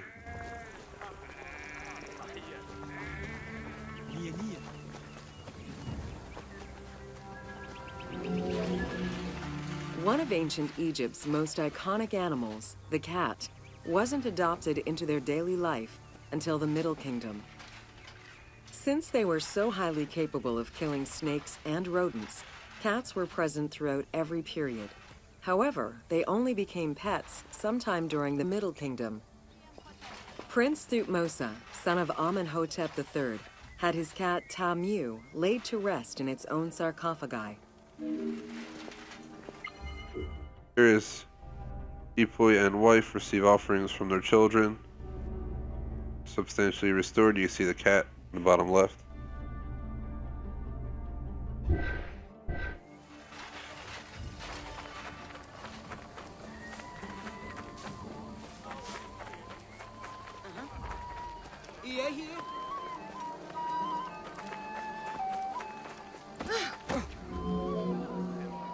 The earliest reference to dogs dates back to 5000 BCE.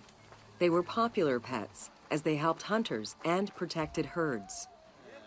They were closely linked to Anubis, the jackal-headed god. Baboons, monkeys, and even falcons were tamed as pets. Each was mummified and buried with as much ceremony as any family member. A mechanical dog, 18th dynasty.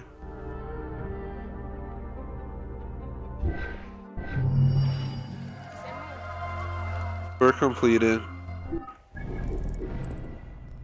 Next on our passport is ancient Egyptian medicine. Learn the balance of science and magic. Let's go ahead and change up our character again. I'm gonna go with the actor for this one. 2 minutes for this one, quite straight to the point.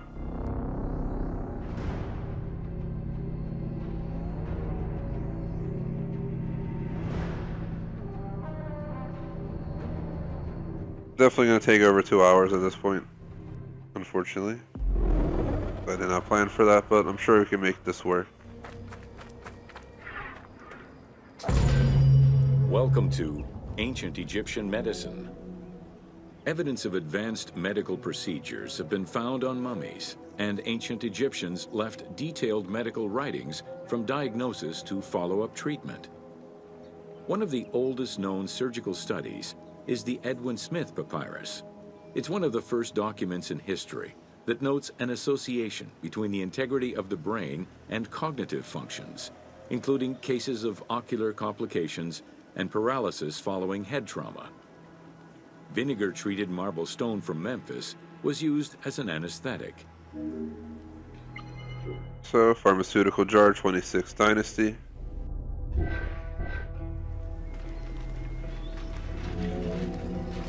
Another similar document, the Ebers Medical Papyrus, is over 20 meters long and 30 centimeters wide. It details treatments of 48 surgical cases and contains 877 paragraphs describing various diseases. Alongside accurate and factual scientific approaches, the papyrus has more than 700 magic formulas and incantations to ward off demons and disease. This demonstrates how ancient Egyptians believed in a harmonious balance between religion and science. So here's the Ebers Papyrus page, circa 1500 BCE.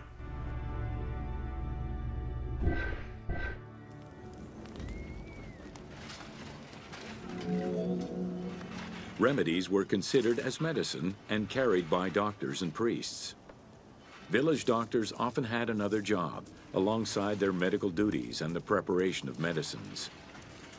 A cure for blindness was made of fermented honey, ochre, and coal. The science behind it was that honey functioned as an antiseptic and antibacterial, while ochre would reduce the swelling. All of their knowledge did not always suffice. Ramses II died of an infection caused by an abscessed tooth. So here's an ointment box, 570 to 526 BCE.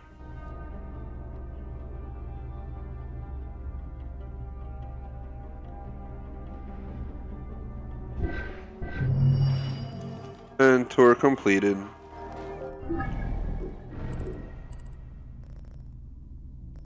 So now we're going to be an Egyptian woman. Next is leather and linen in ancient Egypt. Then we have ancient Egyptian fashion, artisans of ancient Egypt, artisans, evolution of pottery, the Egyptian household, beer and bread, wine in ancient Egypt, and finally oil. So quite a bit to go.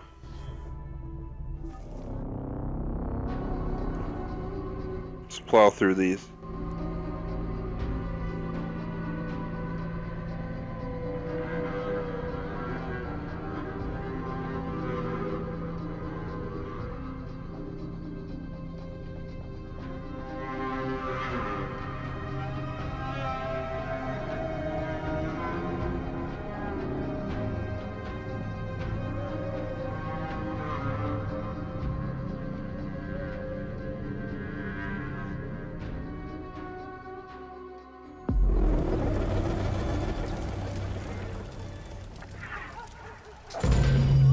Leather and linen. Leather and linen in ancient Egypt. Tanning, a process which dates from prehistoric times, was present although not highly valued in Egypt due to the heat. Leather was reserved mainly for things such as sandals, leather bags, dagger sheaths, quivers, and other similar items. Leopard hides, unlike regular leather, were highly valued and usually worn by priests. So, Book of the Dead, Nimquid Papyrus, 18th Dynasty. You see, it had the skin on.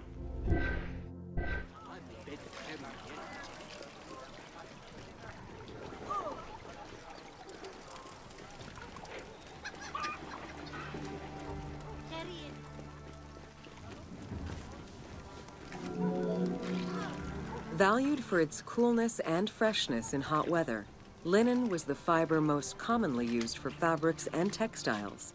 It was produced from flax, which was plentiful in Egypt. Fibers were usually dyed before weaving. While color was used in the production of textiles, dyes weren't commonly used for clothing, and most Egyptians wore white. The color represented spiritual purity, a goal to reach for every day of one's mortal life. So, sheet with linen mark, coarse spin, medium weave, 18th Dynasty.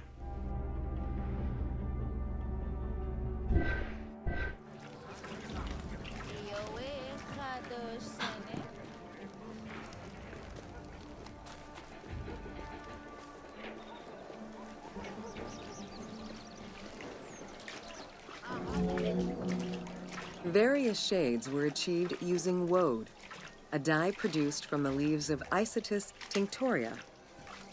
The plant was cultivated for this purpose within the Nile Delta and allowed for the creation of various colors. For example, different maceration times of the leaves would result in colors ranging from red to green, while adding in limestone shifted it to blue. During the Greco-Roman period, other ingredients were found, resulting in a wider range of colors. Sheet with blue stripes, New Kingdom.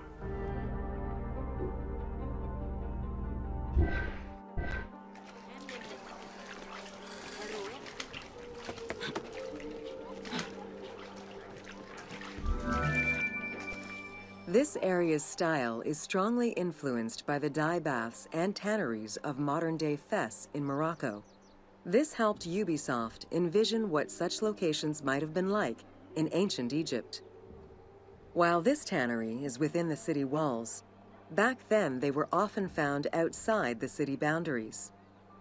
The tanner's trade was considered off-putting by the Greeks, as all these operations resulted in noxious smells. Here's the tanning and dyeing tanks. That's pretty crazy just looking at that, like all those tanks, different colors in them. Yeah, they got dye all the linens.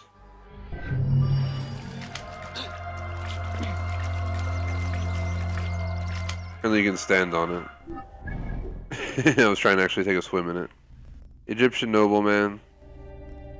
We are off to see ancient Egyptian fashions.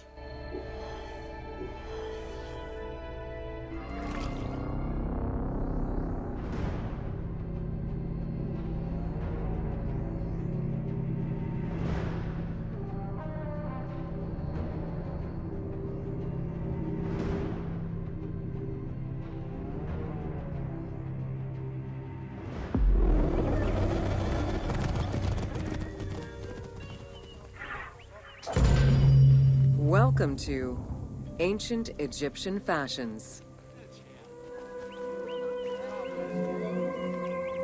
Learning what life was like for ancient Egyptians presents many differences, and yet also surprising similarities to how people might live today. Understanding the daily lives of regular citizens so many thousands of years ago is ultimately what connects us as human beings. Seated couple, 2400 BCE.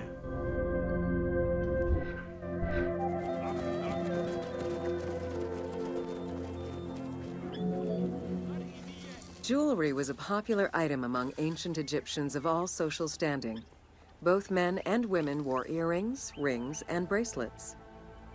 Status determined how much jewelry a person wore and what it was made of. Common folk wore pearl necklaces, simple bracelets, and leather bangles. Brightly colored earthenware and glass paste were a favorite enhancement. Objects from Theban tomb, MMA 840, 18th dynasty. So look at this stuff. You got pearls. Looks like some gold possibly in the middle there.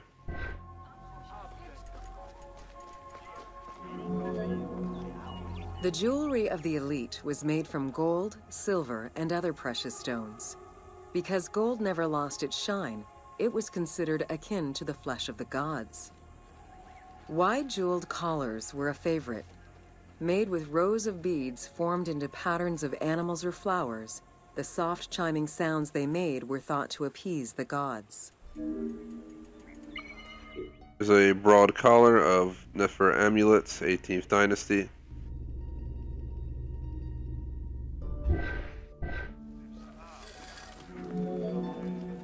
Though idealized, tomb paintings are a catalog of the changing fashions of ancient Egypt from the Old to the New Kingdom.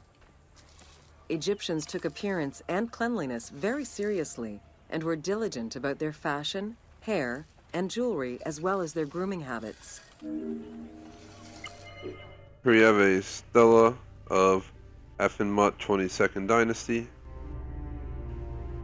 Stele, I forget how you pronounce it.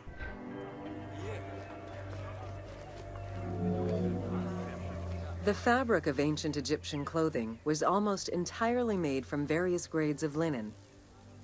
Linen was commonly white, draped over the body, and cinched at the waist, though some garments were sewn or tailored. Wealthy men wore long tunics, loincloths, or kilts, while poor men only wore loincloths.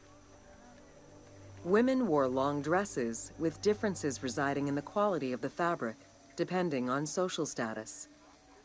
Egyptians commonly went barefoot, but could also wear sandals made from papyrus fiber or leather. Here is a pleated tunic from the Middle Kingdom.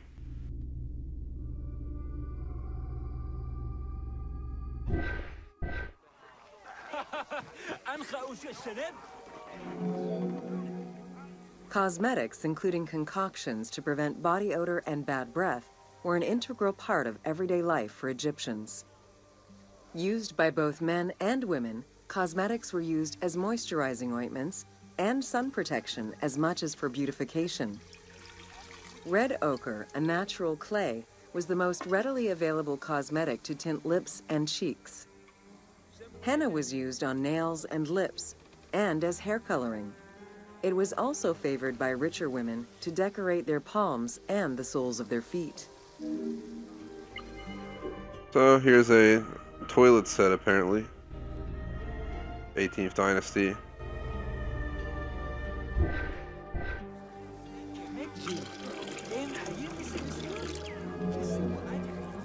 Egyptians believed coal had magical powers, wearing it as black eyeliner to protect their eyes from the sun and to prevent eye infections from particles in the flooded Nile River. A special green coal, made from ground malachite, was worn for ceremonies and religious rituals. Tomb painting representing a banquet scene. Found this in Thebes, 18th Dynasty.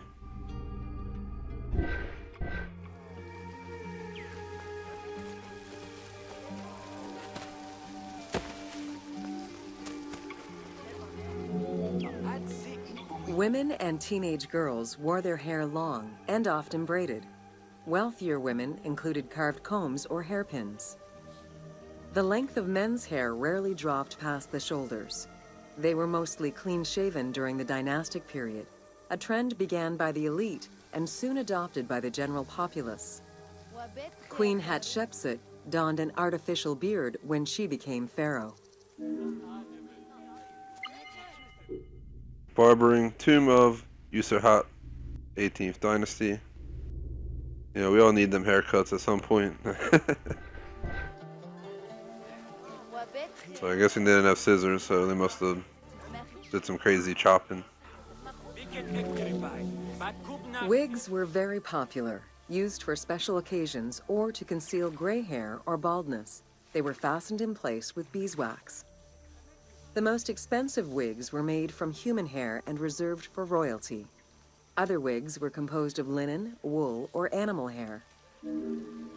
Excuse me, sir. Get your hands out of your pants during your wig fitting. We got the we got the curled wig, 18th Dynasty.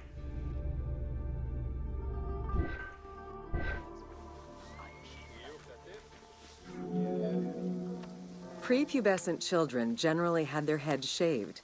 Young girls kept some strands intact, while young boys had a braid worn on the side. Statue of Harpocrates seated with sidelock, 18th Dynasty. Tour completed. Time to change our character and move on to the next tour. We made it all the way down to the noble woman. We have, let's see, 6 more tours before the stream's over and I'm officially done the Discovery Tour DLC. So much time and effort to do this, but we're so close to being done.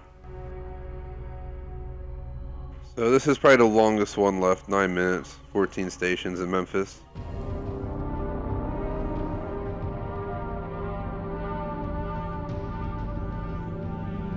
Probably gonna take a 1-minute break in this, the remainder of these. And after the stream, I'll still hold the Sun or 2 achievement cleanup. There's like 5 achievements left max in that game, I think, to hit 1,000 gamer score. So that'll be 2 1K gamer score games today. This one, just to confirm, last achievements for completing all daily life tours, which we're doing right now. Welcome to Artisans of Ancient Egypt.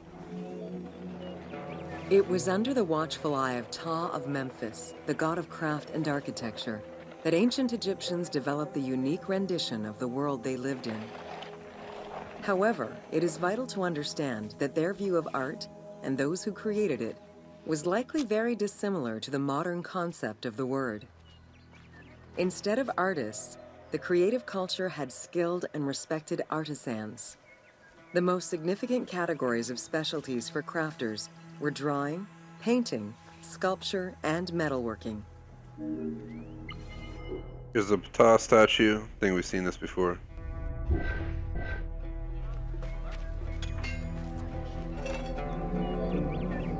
Ancient Egyptian craftspeople created both art and a wide variety of mundane, everyday tools. Every item created had a specific purpose and was produced by anonymous artisans who worked alone or with a team. Most crafts, such as pottery and metalworking, were utilized for everyday items. Luxury goods and artwork illustrations served temple rituals and were not meant for public display. Artisans rarely signed their names to the work, though they were clearly aware that they possessed a unique skill and talent for the task. Perfume bottle in the shape of Hesvas, inlaid with the figure of a princess. 18th dynasty.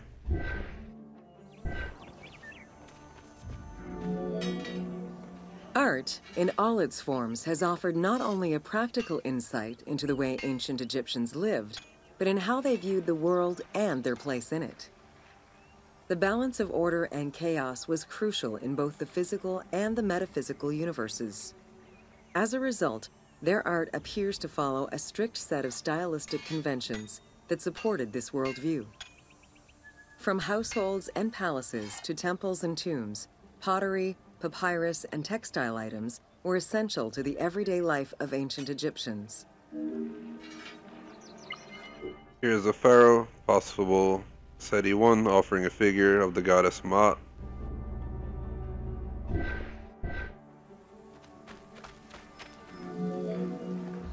In ancient Egyptian culture, drawing was used as illustration, such as seen in the Book of the Dead. It was also the first step in the creation of a relief, painting, or statue.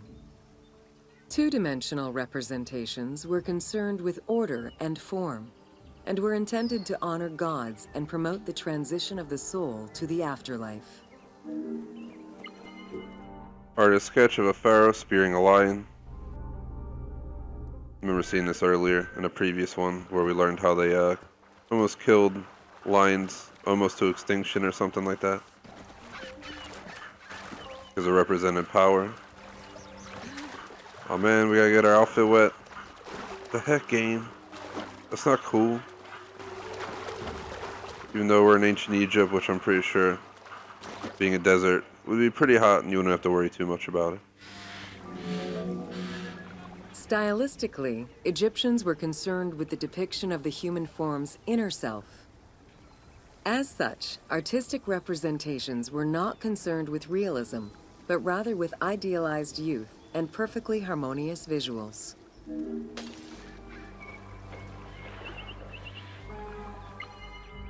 There's a bust of Queen Nefertiti from Amarna, Thutmosis Workshop, 18th Dynasty.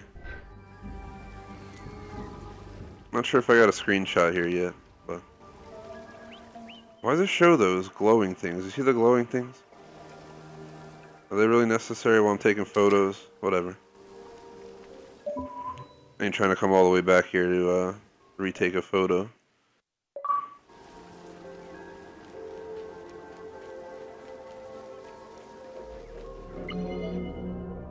An exception to this were scenes depicting hunting and battle, where the environment and enemies moved in lively, even chaotic ways. Animals and foes were depicted piled up, as if describing chaos, with Egyptians standing in solemn, disciplined poses, bringing order to the scene.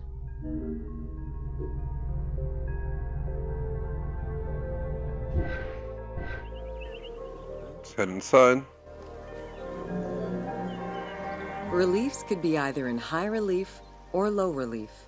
Either method required a surface suited to the desired technique. Preparation of the surfaces differed depending on the quality of the rock. A quarried block only needed a simple smoothing. Rough-cut rock monuments, such as those found in tombs, required more work. Often the surface was coated in plaster before being sculpted. Here's a relief from the Palace of Apries in Memphis, 18th Dynasty.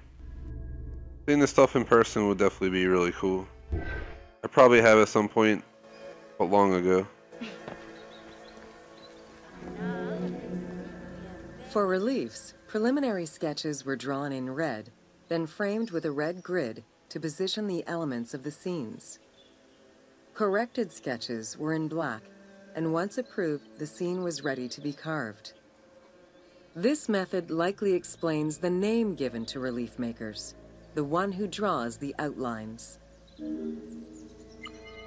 We have reliefs from the tomb of Nesbet Kashuti, 18th Dynasty.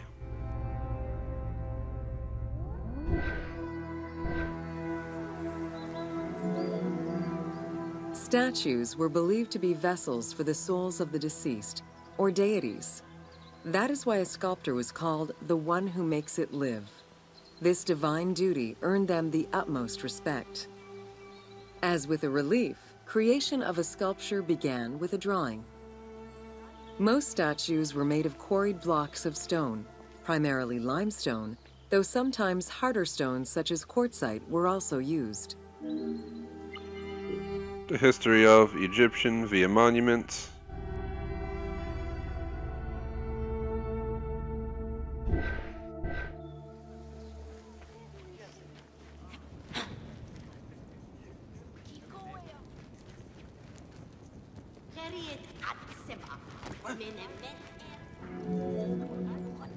In ancient Egypt, the profession of crafter was organized and relied on a specific hierarchy.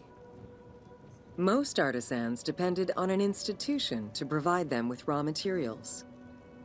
There were 3 working levels for craftsmanship: domestic, large estates, and within palace and temple workshops. Some royal workshops, at their largest, covered an area of about 2.8 square kilometers in size. Pretty big. Fragmentary model of a weaver shop.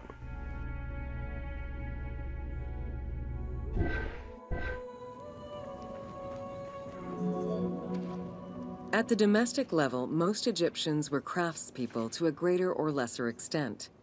The ability to repair tools was a daily necessity. Crafted everyday items could also be bartered for at the local market. Artisans with skills but lacking in resources worked at large estates, where the elite provided them with space to work and raw materials. The most skilled artisans were employed in royal or temple projects and benefited from a special status. They were provided with good workspaces and considered to be highly skilled.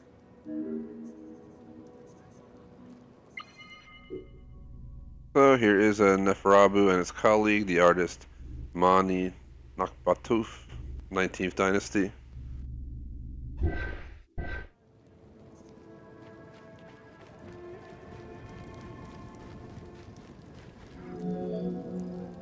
An ancient text known as the Satires of Trades has a number of descriptive summaries that offer teasing glimpses into how artisans were perceived. A coppersmith was said to stink and have fingers that resembled crocodile droppings, while potters were said to be like those who lived in bogs. This view was likely exaggerated in order to highlight the most enviable position of all, that of the scribe. So here's the papyrus Talir II, teaching of King Amenemhat for his son Sesostris.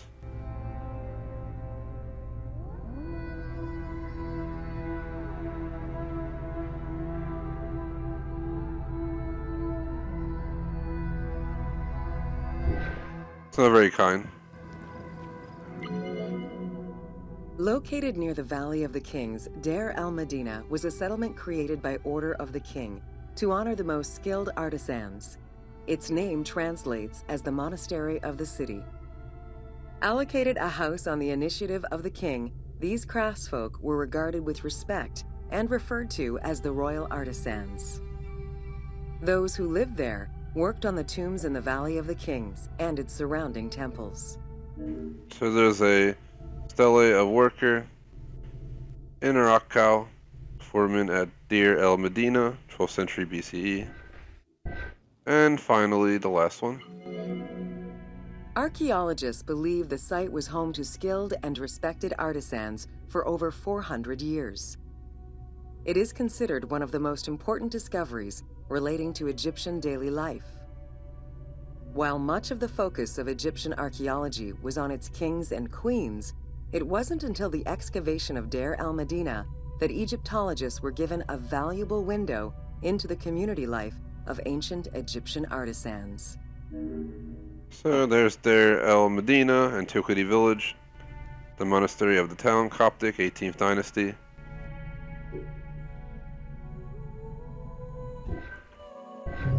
And there you have it, tour complete. So basically I have to put my headset down for like a minute or two, and then we're going to continue and finish out the game. So I'm going to go ahead and fast travel to the next one, which is Evolution of Pottery in Ancient Egypt. And we'll slam through the last 5 and end the stream, take a break, come back with Dishonor 2, get 1,000 gamer score, probably end it early, and that'll be it for today. So be back in a minute.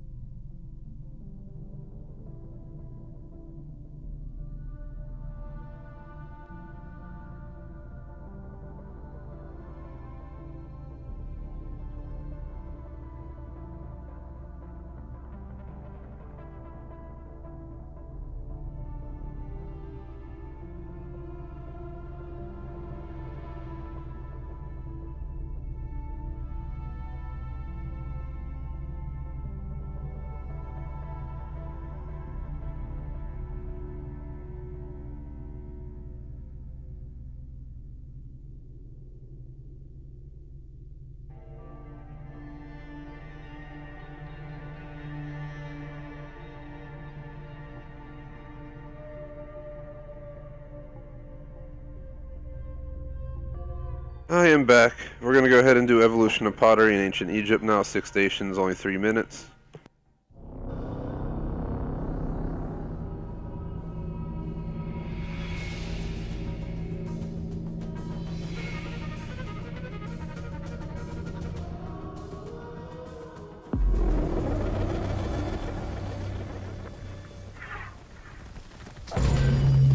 Welcome to Evolution of Pottery in Ancient Egypt. Excavations all over Egypt have uncovered enormous quantities of pottery vessels of all shapes and sizes. The production of pottery was mainly confined to the outskirts of settlements due to the materials required and to keep the kiln smoke away from inhabited spaces. The function of the product determined the selection of the raw material, its treatment, its form, as well as the finishing of the surface. So here's Quinet, Arabian village, 19th century.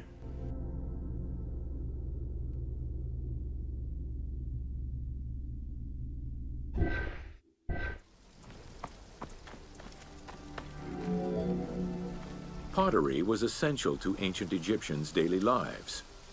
It was used in all aspects of life, from the storage of grains and liquids to containers within the tombs of necropolises. The most common pottery was made from Nile silt that resulted in a reddish-brown clay. Limestone clay, which made for more attractive pottery, was only found in Upper Egypt. So here's the brick makers at the tomb of Rekhmir.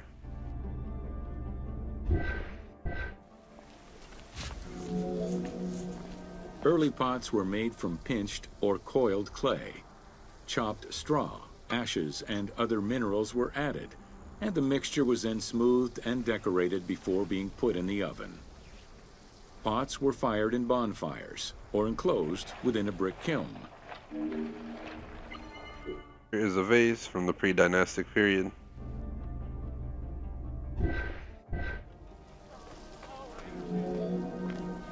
The potter's wheel was utilized during the Old Kingdom. Pottery became smoother and more polished, similar to river stones. It was decorated primarily in red pigment, with the black color achieved by exposing it to smoke. Pottery workshops were attached to palaces or temples, and around the late period, specialized workshops began to appear. There's a blue painted jar from Akkad.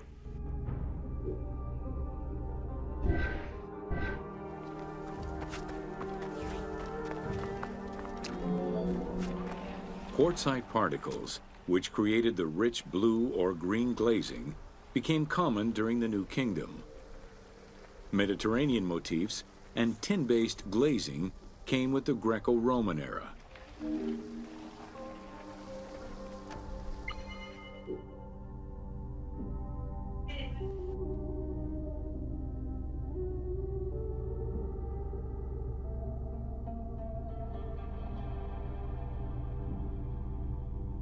Here's blue pottery, lotus, 19th dynasty.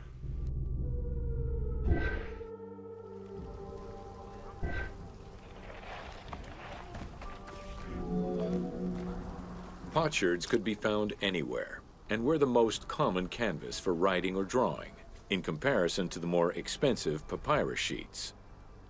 Named after their Greek description, ostraca contained daily life records, letters, or could be drawn upon. Artists drew sketches for temples and tombs, or simply for leisure. So here's the artist's painting of a hippopotamus from 18th dynasty.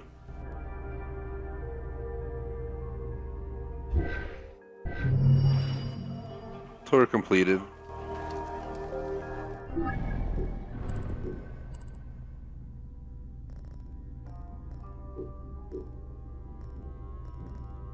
Four more tours left, including the Egyptian household, which we'll do now.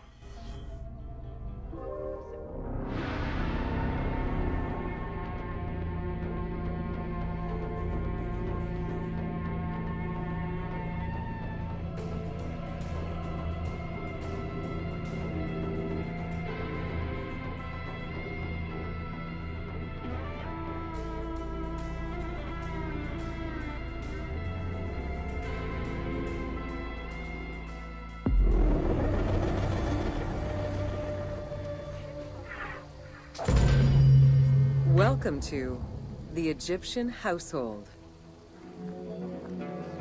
In pre-Greco-Roman culture, women were considered equal to men in many matters. They owned property, testified in court, could divorce and inherit. Until the Greeks and Romans restricted their rights, Egyptian women could take over their deceased husband's trade. Marriage contracts included mentions of allowances and items of value brought to the marriage by the woman, which would forever belong to her. Here's a Paris statue of Nebwa and his wife, Tenethet.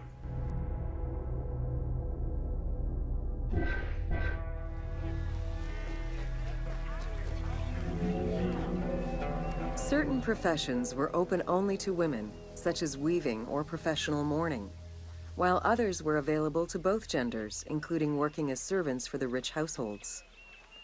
Social status did have an impact, though. The higher in status, the easier it was to obtain education and access different professions.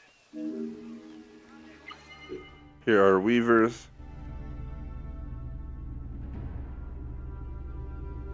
This is at the tomb of Khnumhotep, Middle Kingdom.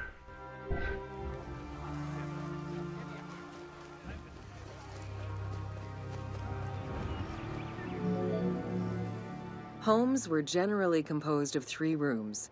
First, there was the entrance, furnished with a small bench of brick, probably intended for a statue and protective divinity. Then there was the ceremonial room, meant to receive guests. The last room was either a bedroom or kitchen. Furniture consisted of basic chairs, chests, and storage. Tables were not used for family dinners. Instead, each individual had a small table of their own. Here's a model of a house.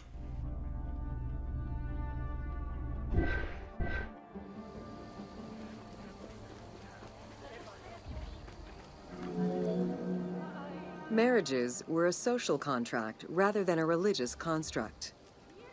Family was vitally important to ancient Egyptians, and children were considered a blessing from the gods. The father, mother, and their children were the nucleus of the family, and cohabitation sometimes extended to mothers-in-law, sisters, aunts, and sisters-in-law. Here is a marriage contract from 380 to 343 BCE.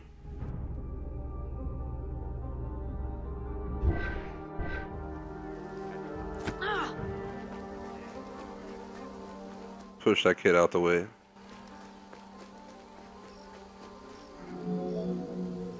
Status and wealth played a large role in the style and size of ancient Egyptian homes. Commoners' houses were built with sun-baked mud bricks. Wealthier homes were often painted in white and decorated with various motifs.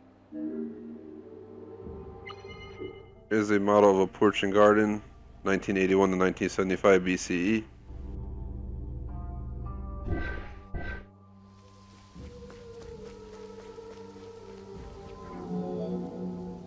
Town officials and the rich lived in mansions with numerous rooms that were luxuriously decorated. Only temples and tombs meant to last for all eternity were built with stone. So here is the Neba moon supervising estate activities.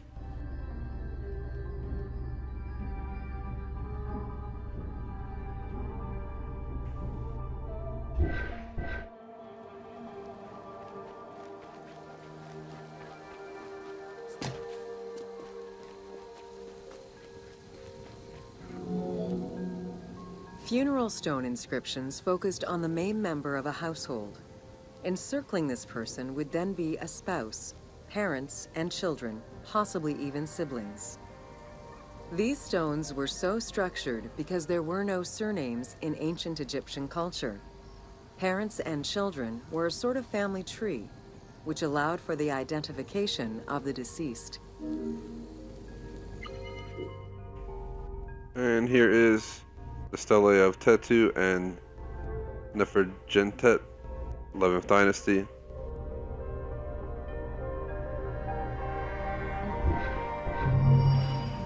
Tour completed.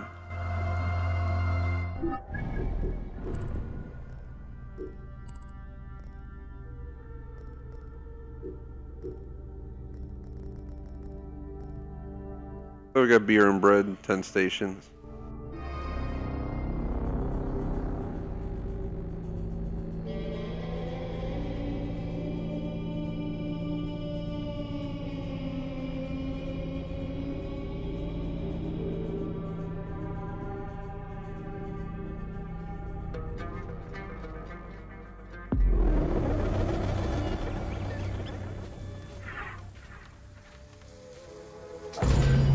Welcome to Bread and Beer. While the Mesopotamians invented beer, including using a straw to avoid the sediments and herbs, ancient Egyptians perfected the brewing method. Egyptian beer's quality was determined by alcohol strength color, and flavor. During the Pharaonic era, beer was the most commonly used and important alcoholic beverage. The state and temples used it, along with bread, as payment to workers, and it was included on the lists of food offerings to the gods and the deceased. So here's a stele depicting a Syrian mercenary drinking beer with a straw in the 14th century.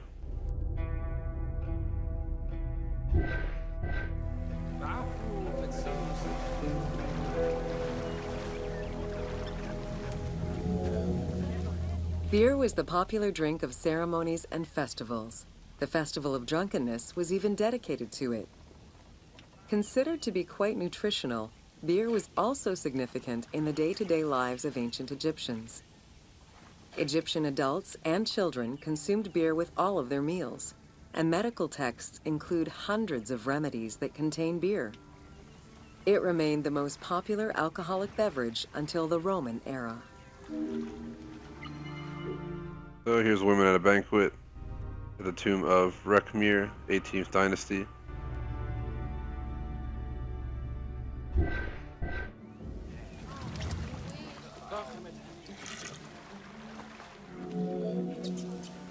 Recipes for beer varied over time and depended on the quality of the materials. Bakers and brewers typically worked alongside one another at the same workshop or house. Many families often produced the quantity appropriate to their own consumption, with better quality beers produced for festivals and other special occasions. The most basic recipe used malted cereal as the main ingredient. Fruits such as dates were added along with honey and spices. So here's a model bakery and brewery from the tomb of Meketre.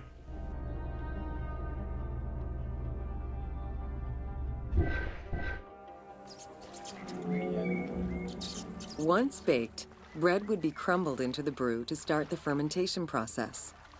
Adding grain enzymes would break down the starches, turning them into sugar and creating a thick mash. Here's a model bakery and brewery. Once again, different view.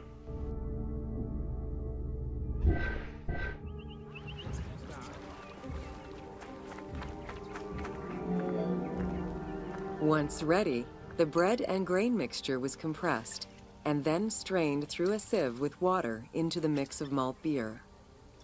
Once fermented, the beer mash was transferred to large containers and again compressed by foot or with pestles.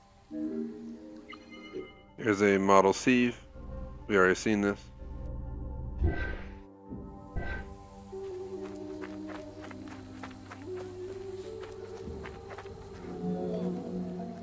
Once smooth, the beer was stored in pottery jars and sealed with a clay stopper.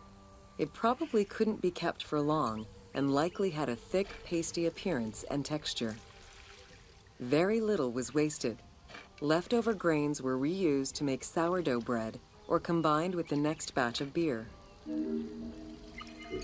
Here's a blue painted storage jar from the Amarna period.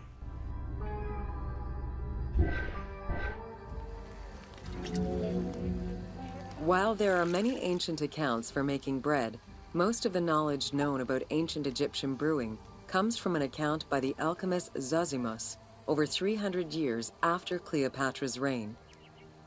More recently, Dr. Delwyn Samuel, an archaeobotanist, has proposed alternate antique techniques to brew beer. However, experts are unable to replicate an authentic beer since not all of the techniques and ingredients used by ancient Egyptians are known yet. Here's bread from 1479 to 1458 BCE. Looks like it makes some great croutons.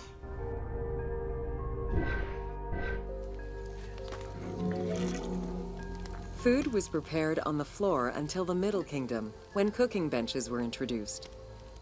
The introduction of durum wheat improved bread quality, meaning that the upper and middle classes ate better. The poor, however, still made do with a diet consisting of a gruel made of vegetables, softened bread, or barley. Here is baking of bread in the Old Kingdom.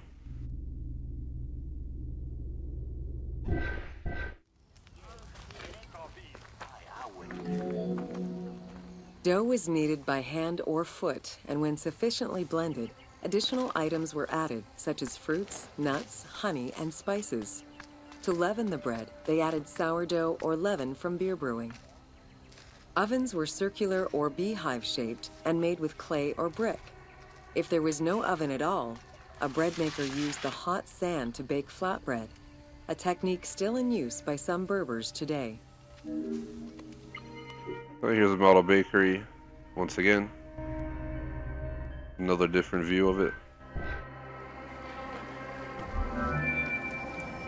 Ancient Egyptians always had to fight off the omnipresent sand particles that were blown towards them. Despite their best efforts, sand regularly made its way into their food. Additionally, particles from the grain-grinding stone tools and ovens they used also contributed to attrition and prematurely worn teeth. The team tried to portray this through toothache animations and commoners sweeping sand off. Here's Pounding Meal, Tomb of Rekmir.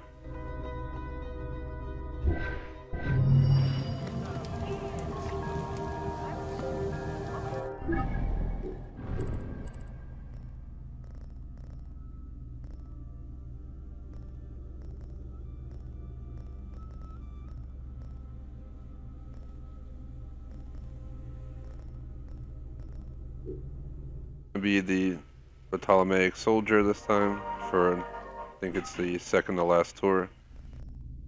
We have wine in ancient Egypt for 3 minutes and oil in ancient Egypt for 3 minutes, and that officially closes out this crazy long history tour DLC.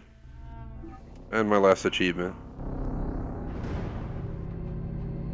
Then one more stream of this game for a tour probably tomorrow that I'll make myself, and that'll be it for Assassin's Creed on the channel until the new one comes out, and I don't believe they're announcing one this year, so it might be 2 years away. Welcome to Wine in Ancient Egypt. When the god Horus lost his eye in a war with Seth, the ancient Egyptians believed the eye turned into a vine, and the vine's tears became wine. Early texts, dating back to 3150 BCE, contain the hieroglyph for vine. Regarded as extremely valuable, wine was highly sought after by the elite. It was also an essential part of many religious ceremonies. Here's Seth and his companion, Nephthys, 13th century BCE.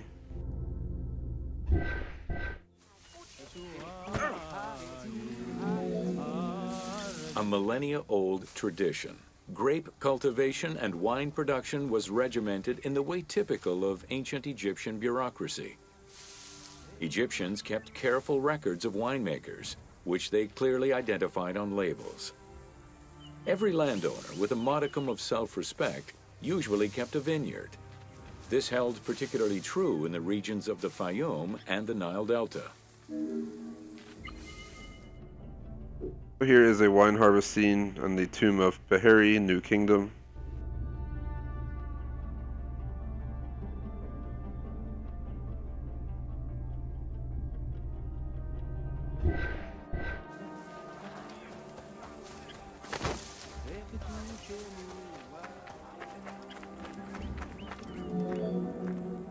Documentation shows that only certain craftsfolk were allowed to provide the containers required to store and transport wine. That and rigorous quality control checks established for every step of wine production shows that ancient Egyptians knew that the quality and longevity of wine could easily be affected by any number of variables, which they paid careful attention to. Here is a wine jar from the New Kingdom.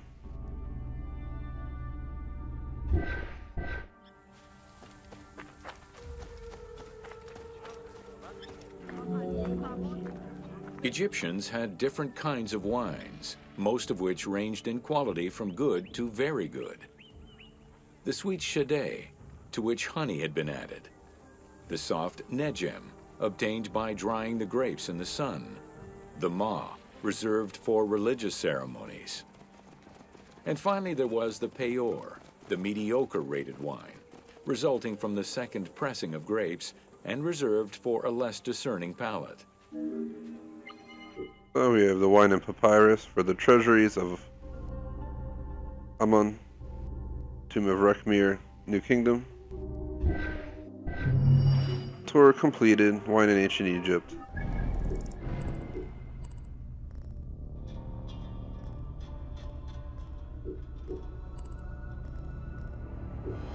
And for the last one, oil in ancient Egypt. Upon completion, we should obtain the last achievement in the game. Also closing out the stream. The stream went like 40 minutes over. I'm probably going to take a half-hour break or so.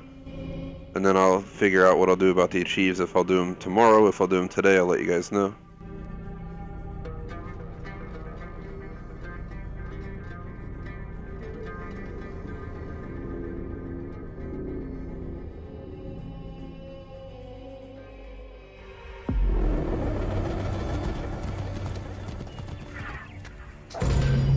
Welcome to Oil in Ancient Egypt.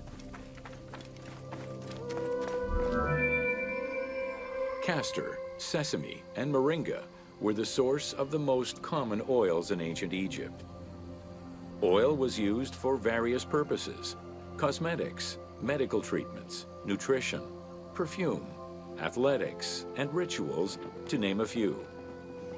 The team decided to use oil as an explosive to add more gameplay opportunities for the player.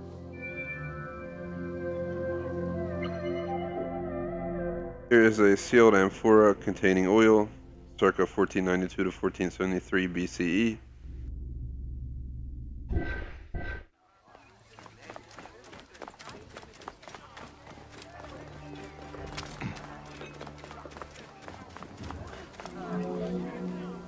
Ancient Egyptians originally used castor oil in wick lamps, but also for cosmetics, such as facial and hair treatments.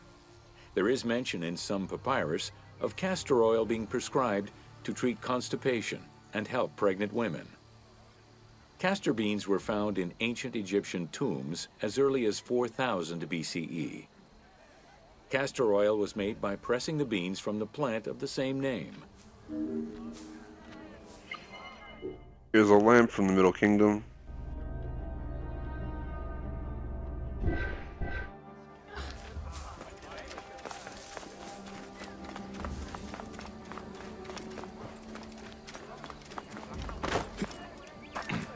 So, we didn't really miss much over here, just street view. Olive trees were present, though scarce, in ancient Egypt's early history, and olives were mostly imported from Syria and Palestine. Their use and cultivation remained uncommon until the mass arrival of Greek settlers during the reign of the Ptolemies, when demand increased sharply. Olive trees were normally found in the region of the Fayum and the lands surrounding Alexandria. Here is a hand clutching an olive branch. We've seen this a few times.